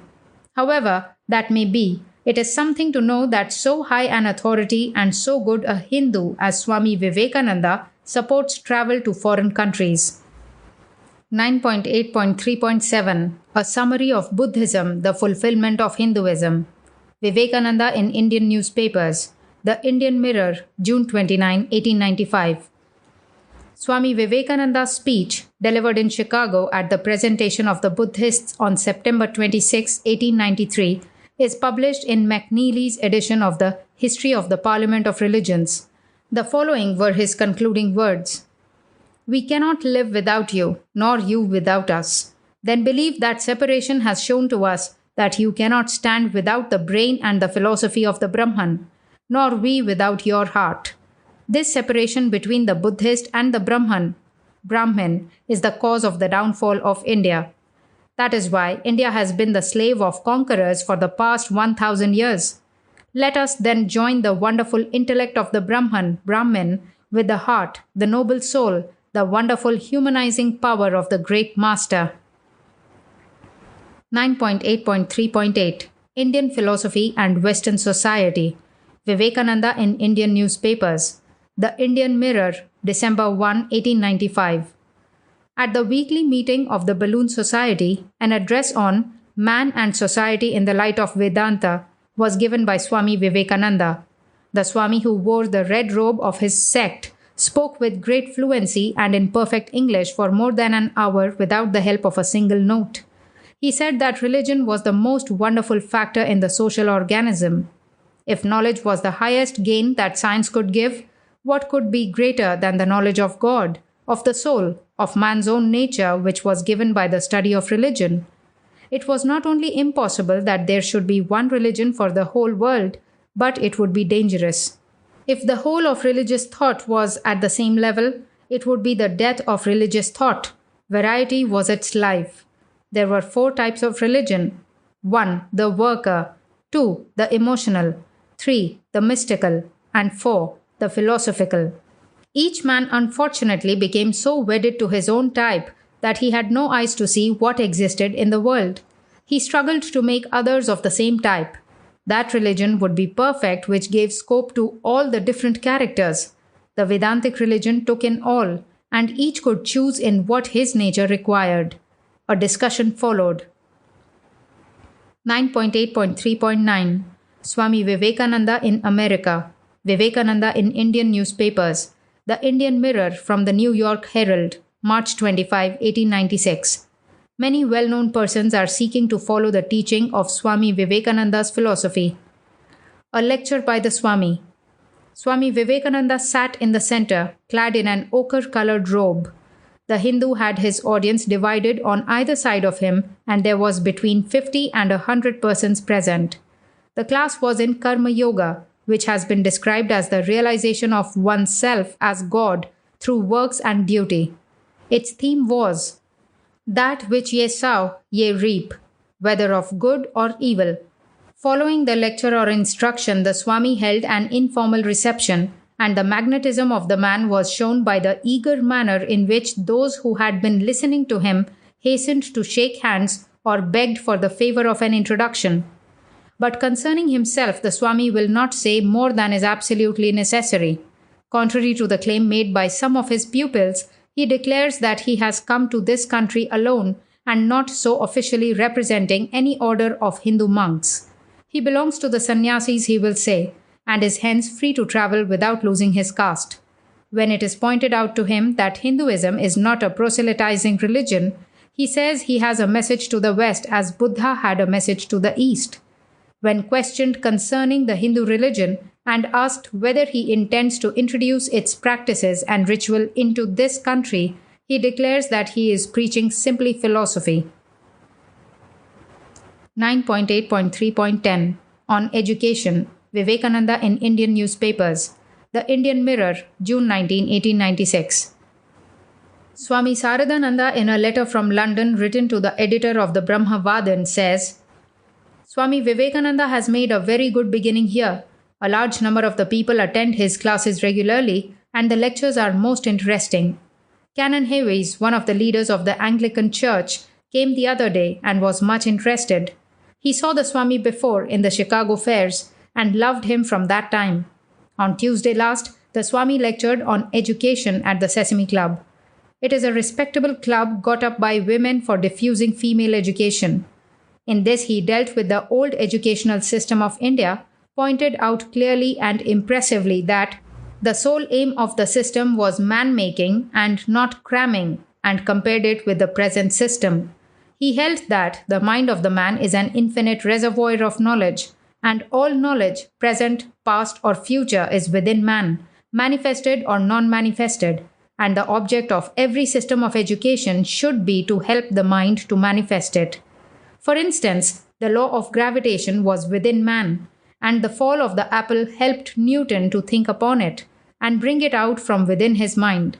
His class days have been arranged as follows: Tuesdays, morning and evening; Thursdays, morning and evening; Friday, evening question classes. So the Swami has to do 4 lectures and 1 class on questions every week. In the class lecture, he has begun with Jnana Yoga. A shorthand report of these lectures is being taken down by Mr. Goodwin, who is a great admirer of the Swami, and these lectures will be published later on. 9.8.3.11 The Swami Vivekananda in England. Vivekananda in Indian newspapers. The Brahmavadan, July 18, 1896. Sir, I feel sure you will be glad to have an idea of the progress of the Swami's work in England as a supplement to the letter which the Swami Saradananda sent you a few weeks ago. At that time, a series of Sunday lectures was being arranged, and 3 of these have now been given.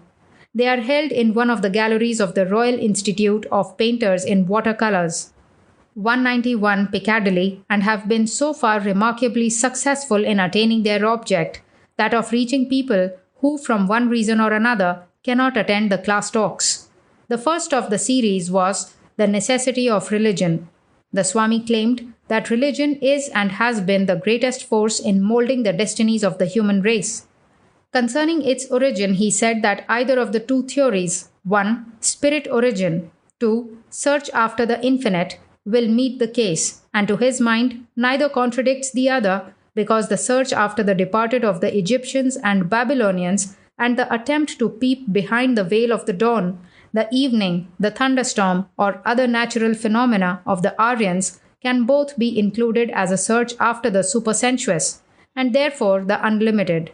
This unlimited in the course of time became abstracted, first as a person, then as a presence, and lastly as the essence of all existence. To his mind, the dream state is the first suggestion of religious inquiry, and inasmuch as the awakened state has always been and always will be accompanied by the dream state, a suggestion of existence finer than that of the awakened state, yet vanishing during it, the human mind will always be predisposed in favor of spiritual existence and a future life. It is in our dream state that we really find, in a sense, our immortality. Later on, as dreams are found to be only milder manifestations of the awakened state, the search for still deeper planes of the mind begins, the superconscious state of the mind. All religions claim to be founded on facts discovered in this state. The 2 important points to consider in this connection are that all facts discovered in this way are in the highest sense abstractions, and secondly, that there is a constant struggle in the race to come up to this ideal, and everything which thwarts our progress towards that we feel as a limitation. This struggle soon ends in the discovery that to find infinite happiness or power or knowledge or any other infinity through the senses is impossible, and then the struggle for other channels of expansion begins, and we find the necessity of religion.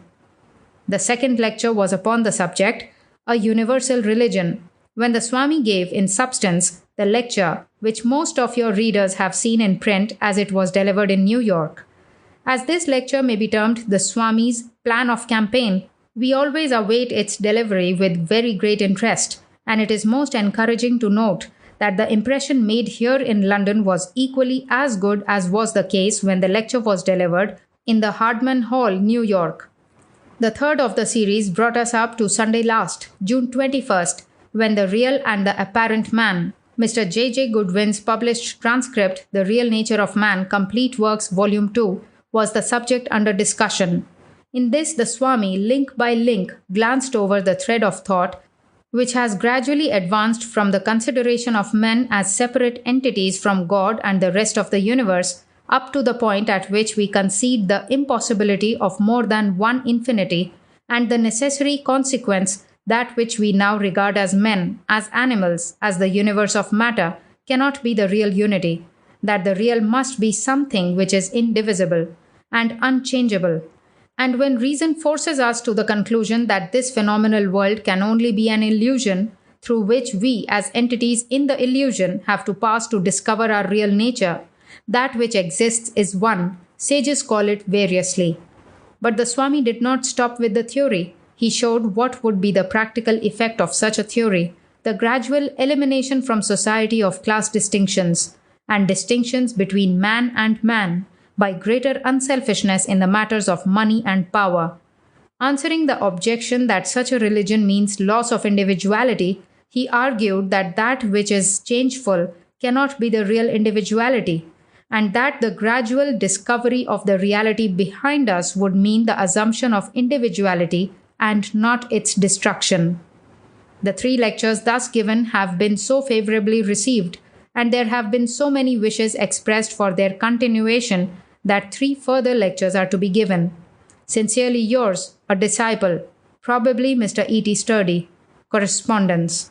63 St. George's Road, London, Southwest, June 23, 1896. 9.8.3.12 On the Swiss Alps.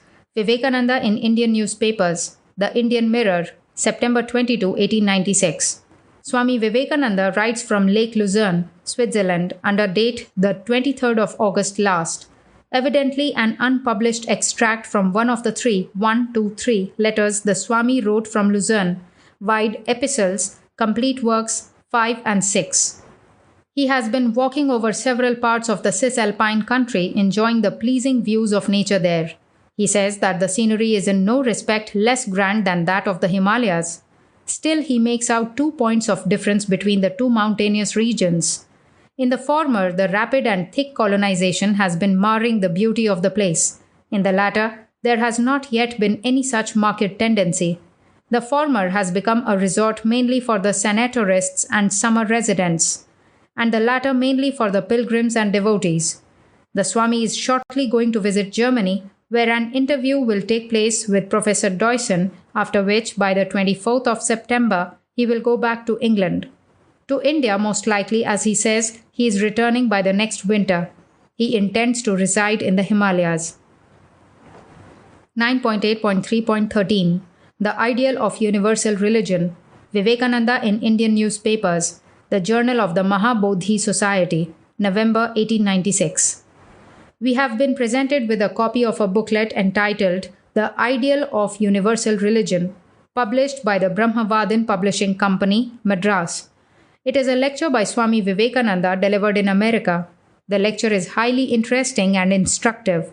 It is an attempt at a reconciliation between the diversity of religions. We hail the booklet as the symptom of the times, for it is evident for obvious reasons that men are beginning to awaken to the importance of this problem of religious harmony. Recently, in these countries, leaders of different religious sects have attempted in their own way to reconcile this religious diversity and have failed. They have aspired to defend their dogmas on the ground of distorted views of sectarianism. Swami Vivekananda has propounded a philosophical and at the same time a most practical solution of this problem of religious harmony. According to him, Vedanta is the bond between the ever-conflicting religious differences.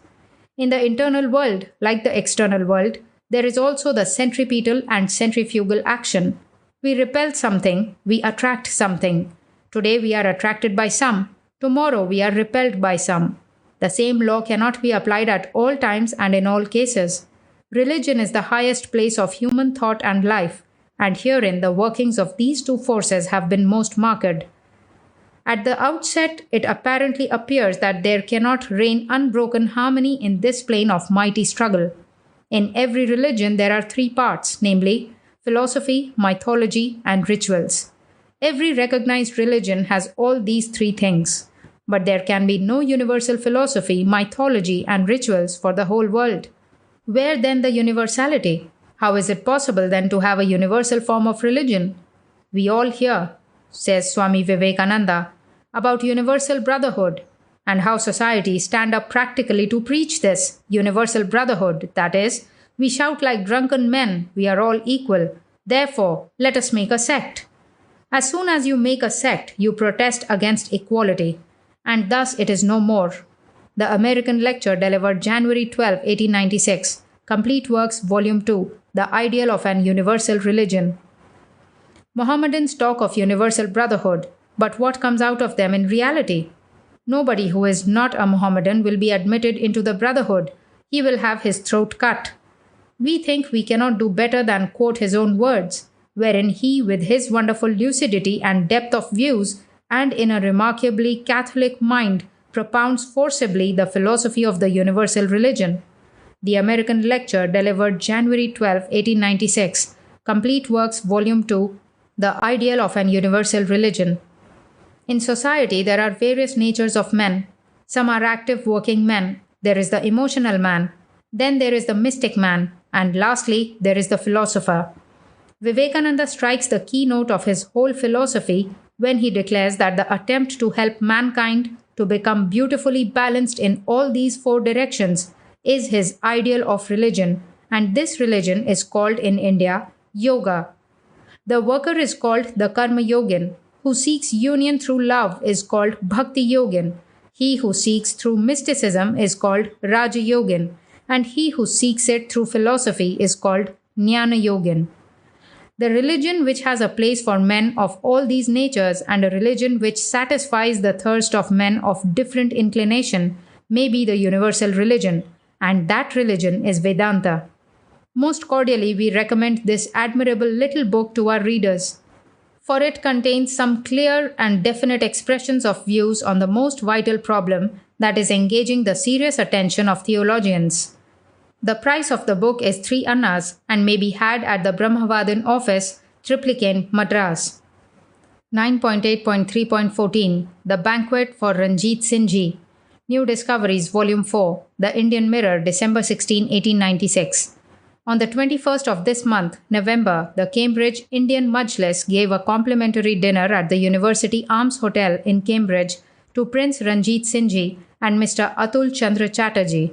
Mr. Hafiz G. Sarver of St. John's College took the chair. There were about 50 Indians present and a few Englishmen. Swami Vivekananda rose next to respond to the toast of India amidst loud and deafening cheers. There is no verbatim transcript available. The following January 8, 1897 Indian newspaper report, The Majlis in Cambridge. The Swami began by saying that he did not know exactly why he should be chosen to respond to the toast unless it be for the reason that he in physical bulk bore a striking resemblance to the national animal of India, laughter. He desired to congratulate the guest of the evening, and he took the statement which the chairman had made that Mr. Chatterjee was going to correct the mistake of past historians of India to be literally true.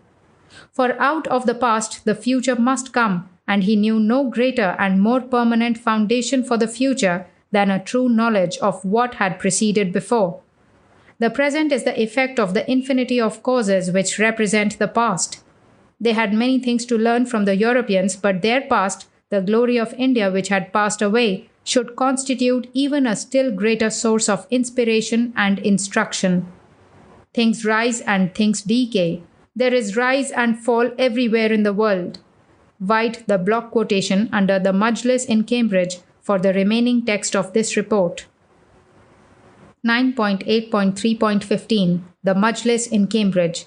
Vivekananda in Indian newspapers. The Amrita Bazar Patrika, January 8, 1897. The gathering was a unique one, for the Indians met together to talk. In the Majlis they all talk about the successes of Ranjit Singh and Atul Chandra Chatterjee.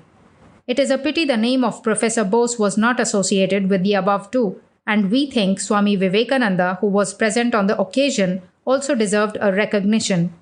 We shall, however, not commit the mistake of omitting the last two in noticing to show what the Indians have been able to achieve in the West. What the Swamiji did was to remove the impression from the minds of the Americans that the Indians were barbarians, superstitious in their beliefs, and addicted to monstrous cruelties. The advent of the Swamiji in the West has done this service, that it has created an impression in many quarters that the Indians are not an inferior race, as Sir Charles Eliot called them, and that they can, in such subjects as religion and philosophy, say things which are not known even to the West. The advent of the Swamiji in the West has undoubtedly enhanced the character of the Indians in the West. Said Swami Vivekananda, and though India is fallen today, she will assuredly rise again. There was a time when India produced great philosophers and still greater prophets and preachers. The memory of those days ought to fill them with hope and confidence. This was not the first time in the history of India that they were so low. Periods of depression and degradation had occurred before this, but India had always triumphed in the long run, and so would she once again in the future. At this time, there is no complete verbatim transcript available. The preceding December 16, 1896 Indian newspaper report, The Banquet to Ranjit Singh Ji. 9.8.3.16 Vivekananda in the West. Vivekananda in Indian newspapers. The Amrita Bazar Patrika, January 20, 1897. Swami Vivekananda has received the ovation of a conquering hero returning home. The last we heard of him in England was when he got a farewell address from his English disciples, who expressed their undying love for India. No one has any accurate knowledge of what Swami Vivekananda was doing in the West. We hear that he has made some impression in America and also in England. The Swami is, however, well aware of the nature of the mission before him. He says that Vedantism teaches the truth, which is that man is a divine being and that the highest and the lowest are the manifestations of the same Lord. He does not, however, admit that knowledge alone is sufficient for the salvation of man. Says he, but his knowledge ought not to be a theory, but life. Religion is a realization, not talk, not doctrines, nor theories, however beautiful all these may be. Religion is being and becoming, not hearing or acknowledging. It is not an intellectual assent, but one's whole nature becoming changed into it. Such is religion. By an intellectual assent, we can come to 100 sort of foolish things and change the next day, but this being and becoming is what is religion. In the above noble sentiments, the Swami shows that he understands the situation pretty well. That which produces the rebirth of a man is religion. Under the influence of religion, a man becomes a quite different being from what he was before. Unless that is the result of his religion is a myth. 9.8.3.17 Bhakti. Vivekananda in Indian newspapers. The Indian Mirror, February 24, 1898. Swami Vivekananda has been urging on the people of Lahore and Sialkot the need of practical work. Bhakti, a report from the Tribune, Complete Works, Volume 3, for a somewhat different paraphrased passage. The starving millions, he urged, cannot live on metaphysical speculation. They require bread. And in a lecture he gave at Lahore on Bhakti, he suggested as the best religion for today that every man should, according to his means, go out into the street and search for hungry Narayans, take them into their houses, feed them and clothe them. The giver should give to man, remembering that he is the highest temple of God. He had seen charity in many countries, and the reason of its failure was the spirit in which it was carried out. Here, take this and go away. Charity belied its name so long as it was given to gain reputation or applause of the world. 9.8.3.18 Our Mission in America. Vivekananda in Indian newspapers. The Indian Mirror, April 24, 1898. Swami Vivekananda, in introducing the lecturer Swami Saradananda, said, Ladies and gentlemen, the speaker of tonight just comes from America. As you all know here that America is for your country, although our countrymen, especially Swami Dayananda Saraswati, used to call this country as Patal, inhabited by Laplands, Rakshas, and Asurs, laughter and loud cheers. Well, gentlemen, whether it is Patal or not, you ought to decide that by seeing those few ladies present here who have come from the country of your so-called Patal, whether they are Nagakanyas or not. Cheers. Now America is perfectly a new country. It was discovered by Columbus, the Italian, and before that a prior claim is put forward by the Norwegians who say that they have discovered the northern part of it. And then before that there is another prior claim of the Chinese who at one time preached the noble doctrine of Buddhism in all parts of the world. And it is said that Buddhist missionaries were also sent from India to America, and especially in Washington, where some sorts of records are still to be traced by any traveler going there. Well, the table has now been turned at last for a century or more, and instead of America being discovered, she discovers persons that go over to her. Loud applause. It is a phenomenon that we observe every day there, multitudes of persons coming over from every part of the country, world, and getting themselves discovered in the United States. It is a fact well known to you here all that several of our own countrymen have been discovered in that way. Cheers. Today here I present before you one of your Calcutta boys that has been similarly discovered by the Americans. Cheers. 9.8.3.19 Swami Vivekananda on education at Belur. Vivekananda in Indian newspapers. The Indian Mirror, February 15, 1901.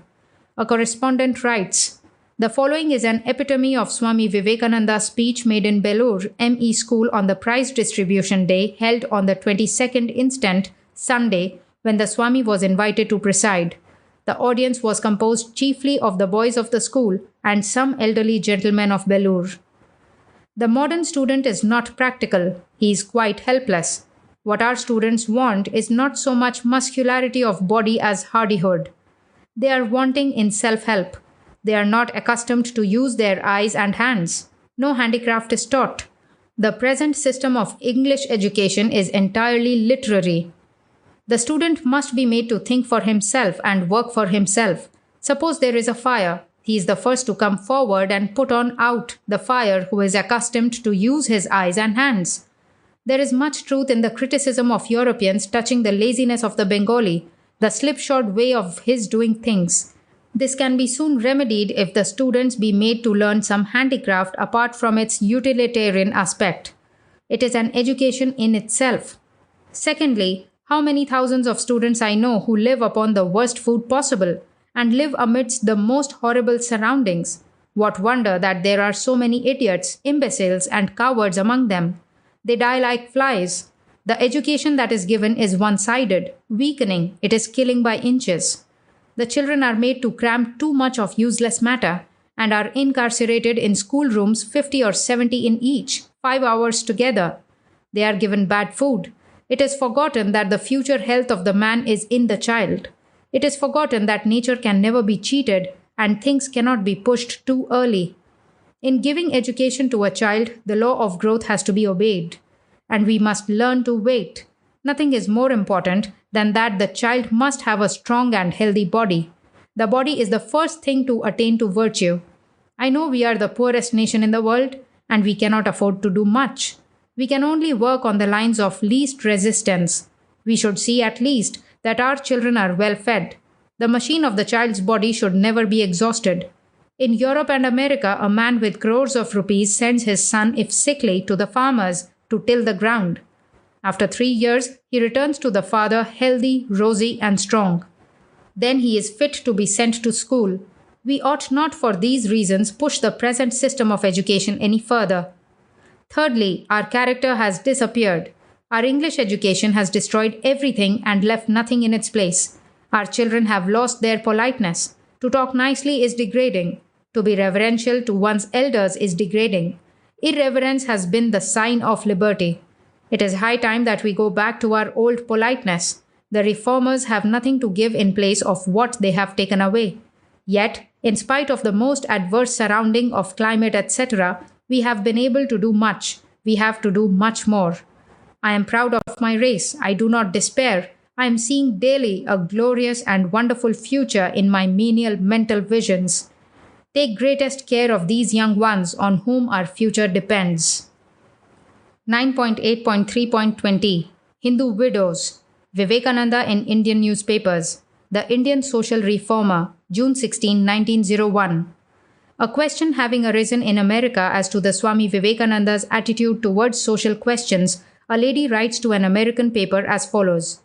In one of his lectures at the Pouch Mansion, probably India's gift to the world, delivered February 25, 1895, of which there is no verbatim transcript available, to American newspapers articles published in Complete Works Volume 2 for somewhat different reports of this issue.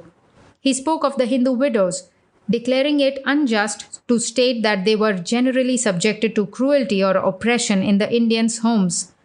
He admitted that the prejudice against remarriage and the custom which makes the widow a member of the husband's family instead of that of her own parents inflicted some hardships upon widows in India and favored wise efforts for their education which would render them self-supporting and in this way alleviate their condition. He emphasized his desire for the education and elevation of the women of his country, including the widows, by volunteering to give the entire proceeds of one of his lectures in support of the school of Babu Sasipada Banerjee at Baranagar near Calcutta, the institution of which preceded that of the Pandita Ramabai at Pune, and where, if I am not mistaken, the Pandita herself obtained the first inspiration of her work. This lecture was given, and the proceeds were forwarded to Babu Sasipada Banerjee and duly acknowledged. Unpublished. 10.1 Maharaja of Khetri, Madras, the 15th February 1893. Your Highness, two things I am telling Your Highness. One, a very wonderful phenomenon I have seen in a village called Kambakonam, and another about myself. In the said village lives a man of the Chetty caste, generally passing for an astrologer. I, with two other young men, went to see him. He was said to tell about anything a man thinks of. So I wanted to put him to the test. 2 months ago, I dreamt that my mother was dead, and I was very anxious to know about her. My second was whether what my guru had told me was right. The third was a test question, a part of the Buddhistic mantra in Tibetan tongue. These questions I determined upon 2 days before going to this Govinda Chetty. Another young man had one of his sisters-in-law given poison to by some unknown hand from which she recovered. But he wanted to know the author of that delivery. When we first saw him, the fellow was almost ferocious. He said that some Europeans came to see him with the Divan of Mysore. Since then, through their Drishti Dosham, he had got fever, and that he could not give us a seance then, and only if we paid him 10 rupees, he would consent to tell us our prashnas. The young men with me, of course, were ready to pay down his fees. But he goes to his private room and immediately comes back and says to me that if I gave him some ashes to cure him of his fever, he would consent to give us a seance. Of course, I told him that I do not boast of any power of curing diseases, but he said, "That does not matter, only I want the ash." So I consented, and he took us to the private room and, taking a sheet of paper, wrote something upon it and gave it over to one of us and made me sign it and keep it into the pocket of one of my companions.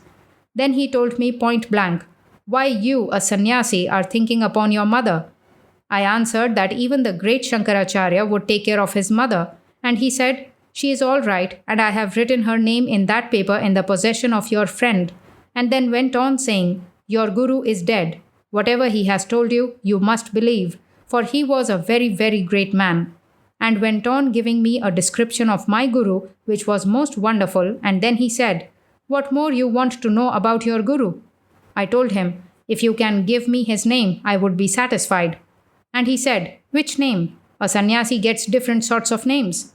I answered, "The name by which he was known to the public," and says, "The wonderful name, I have already written that." And you wanted to know about a mantra in Tibetan. That is also written in that paper.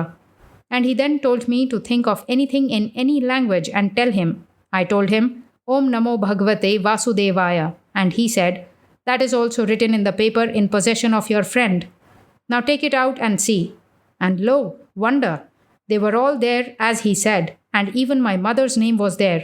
It began thus, "Your mother of such and such name is all right. She is very holy and good, but she is feeling your separation like death, and within 2 years she shall die. So if you want to see her, it must be within 2 years." Next it was written, "Your Guru Ramakrishna Paramahamsa is dead, but he lives in Sukshma, that is, ethereal body, and is watching over you, etc." And then it was written, "Lamala Kapseshwa," in Tibetan, and then at last was written, "In confirmation to what I have written, I give you also this mantra which you would give me after 1 hour after my writing. Om Namo Bhagavate, etc." And so he was equally successful with my friends. Then I saw people coming from distant villages, and as soon as he sees them, he says, "Your name is such and such, and you come from such and such village for this purpose." By the time he was reading me, he toned down very much and said, "I won't take money from you. On the other hand, you must take some seva from me." And I took some milk at his house, and he brought over his whole family to bow down to me, and I touched some vibhuti brought by him, and then I asked him the source of his wonderful powers. First he would not say, but after a while he came to me and said, "Maharaj, it is Siddhi of mantras, through the Sahaya of Devi. Verily, there are more things on heaven and earth, Horatio, than your philosophy ever dreamt of." Shakespeare. The second is regarding me. Here is a zamindar of Ramnath, now staying in Madras. He is going to send me over to Europe, and as you are already aware of, I have a great mind to see those places. So I have determined to take this opportunity of making a tour in Europe and America. But I can't do anything without asking Your Highness, the only friend on earth I have. So kindly give your opinion about it. I only want to make a short tour in those places. One thing I am certain of, that I am an instrument in the hands of a holy and superior power. Myself, I have no peace. I'm burning literally day and night. But somehow or other, wherever I go, hundreds, and in some places, as in Madras, thousands would come to me day and night and would be cured of their skepticism and unbelief. But I am always unhappy. Thy will be done. Therefore, I don't know what this power requires of me to be done in Europe. I cannot but obey. Thy will be done. There is no escape. I congratulate Your Highness on the birth of a son and heir. May the infant prince be quiet like his most noble father, and may the Lord shower his blessings always on him and his parents. So I am going over in 2 or 3 weeks to Europe. I can't say anything as to the future of the body. Only I pray to Your Highness if it be proper to take some care of my mother that she does not starve. I would be highly obliged to get a reply soon, and pray Your Highness to keep the latter part of this letter, that is, my going over to England, etc., confidential. May you be blessed all your life. You and yours is the prayer that is day and night offered up by Vivekananda, care of M. Bhattacharya Esquire, Assistant Accountant General, Mount St. Thome, Madras. 10.2 Maharaja of Khetri, Bombay, the 22nd May 1893. Your Highness, leaving Khetri there happened nothing particular to relate except that I had every comfort on the way, broke journey at Kharari, and then went to Nadiad. Haridas Bhai was as usual very kind to me, and we had many and many a talk about Your Highness, so much so that he was really very anxious to see you and intends paying his respects to Your Highness in his coming winter tour to the north. And I dare say Your Highness would also be very much pleased to see this old man of great experience who was for 25 years the mentor of Kathiawar. Withal, he is the only remnant of the old school of very conservative politicians. He is a man who is thoroughly able to organize and put to perfect order an existing machinery, but he would be the last man to move a step further. At Bombay, I went to see my friend Ramdas, barrister at law. He is rather a sentimental gentleman and was so much impressed with Your Highness's character that he told me that had it not been midsummer, he would rather fly to see such a prince. His father intends going to Chicago on the 31st. If so, we would go together for company. Today I go to buy some steel trunks, etc., and I'm only waiting for the Madras money to come in. Although I wired to them from Jaipur, they were rather suspicious and waited for my further communications, and I have again wired them and written too. On our way, we had the company of Mr. Ramnath, the Charan headmaster of the Jaipur Noble School. He and I had a bout on my first coming out of Khetri years ago about vegetarianism. He had in the meantime got hold of some American writers and pounced upon me with his arguments from them. His author, he said, has proved to his satisfaction that the human digestive organs, including the teeth, are exactly like those of the cow. Therefore, man is designed by nature to be a vegetarian animal. He is a very good and nice gentleman, and I did not want to disturb his confidence in the American hobbyist, but one thing was on the tip of my tongue. If our digestive apparatus is exactly like that of a cow, we ought and must be able to eat and digest grass. In that case, poor Indians are fools to die of starvation in famine times, while their natural food, grass, is so abundant. And Your Highness's servants are fools to serve you, while they have only to get up the nearest hillock and get a bellyful of grass instead of undergoing all the trouble of serving others. Grand American discovery indeed. Only I hope the holy dungs of such human cows may become of great use to the wonderful American author and his Indian disciple. Amen. So much for the cow-human theory. Do not find anything more to advertise to Your Highness, so beg leave to stop here. May the giver of all good bestow his choicest blessings on you and yours. I remain, yours in the Lord, Vivekananda. 10.3 Had no meats at the dinner. New York Times, May 2, 1894.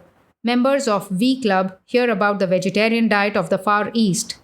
The second vegetarian dinner of the V Club was held at the St. Denis Hotel, Broadway and 11th Street last night.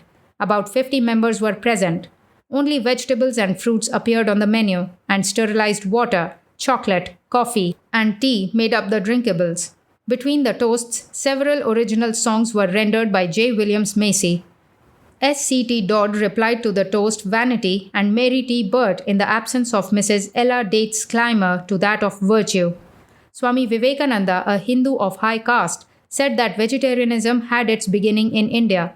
It is often stated, he said, that because Hindus believe in transmigration of souls, they would not kill and eat animals because they feared that they would eat some of their ancestors. There is not a word of truth in this statement. Some of the greatest propagandists of vegetarianism do not believe in God nor in a soul. Therefore, the fear of eating one of their ancestors could not affect them. Nearly 3/4 of the people of India are vegetarians. They are so because they are too kind to kill animals for food. In this country, when animals are injured, it is the custom to kill them. In India, it is the rule to send them to a hospital. In approaching Bombay, the first thing the traveler comes across is a very large hospital for animals. This has been the practice for 4,000 years. Mrs. J. de la M. Lozier, Vice President of Cirrhosis, told about the little vices of men. The first one was drunkenness. Men came home and hid themselves behind a newspaper. They never had anything pleasant to say. A woman who had been married 40 years said to her husband, "I wish you would tell me that you love me. It is so long since you said it that I would like to hear how it sounds." Another vice was loquaciousness or scolding. Perhaps this was not a common vice, but some husbands were very nice when they were away from home and very disagreeable when by the fireside. One woman called her husband a street angel. When he died, she refused to wear mourning. Other little vices were smoking, the use of slang, and insincerity, or the trying to appear to be what they were not. St. Clair McKerway replied to the arguments of some of the other speakers in a humorous vein.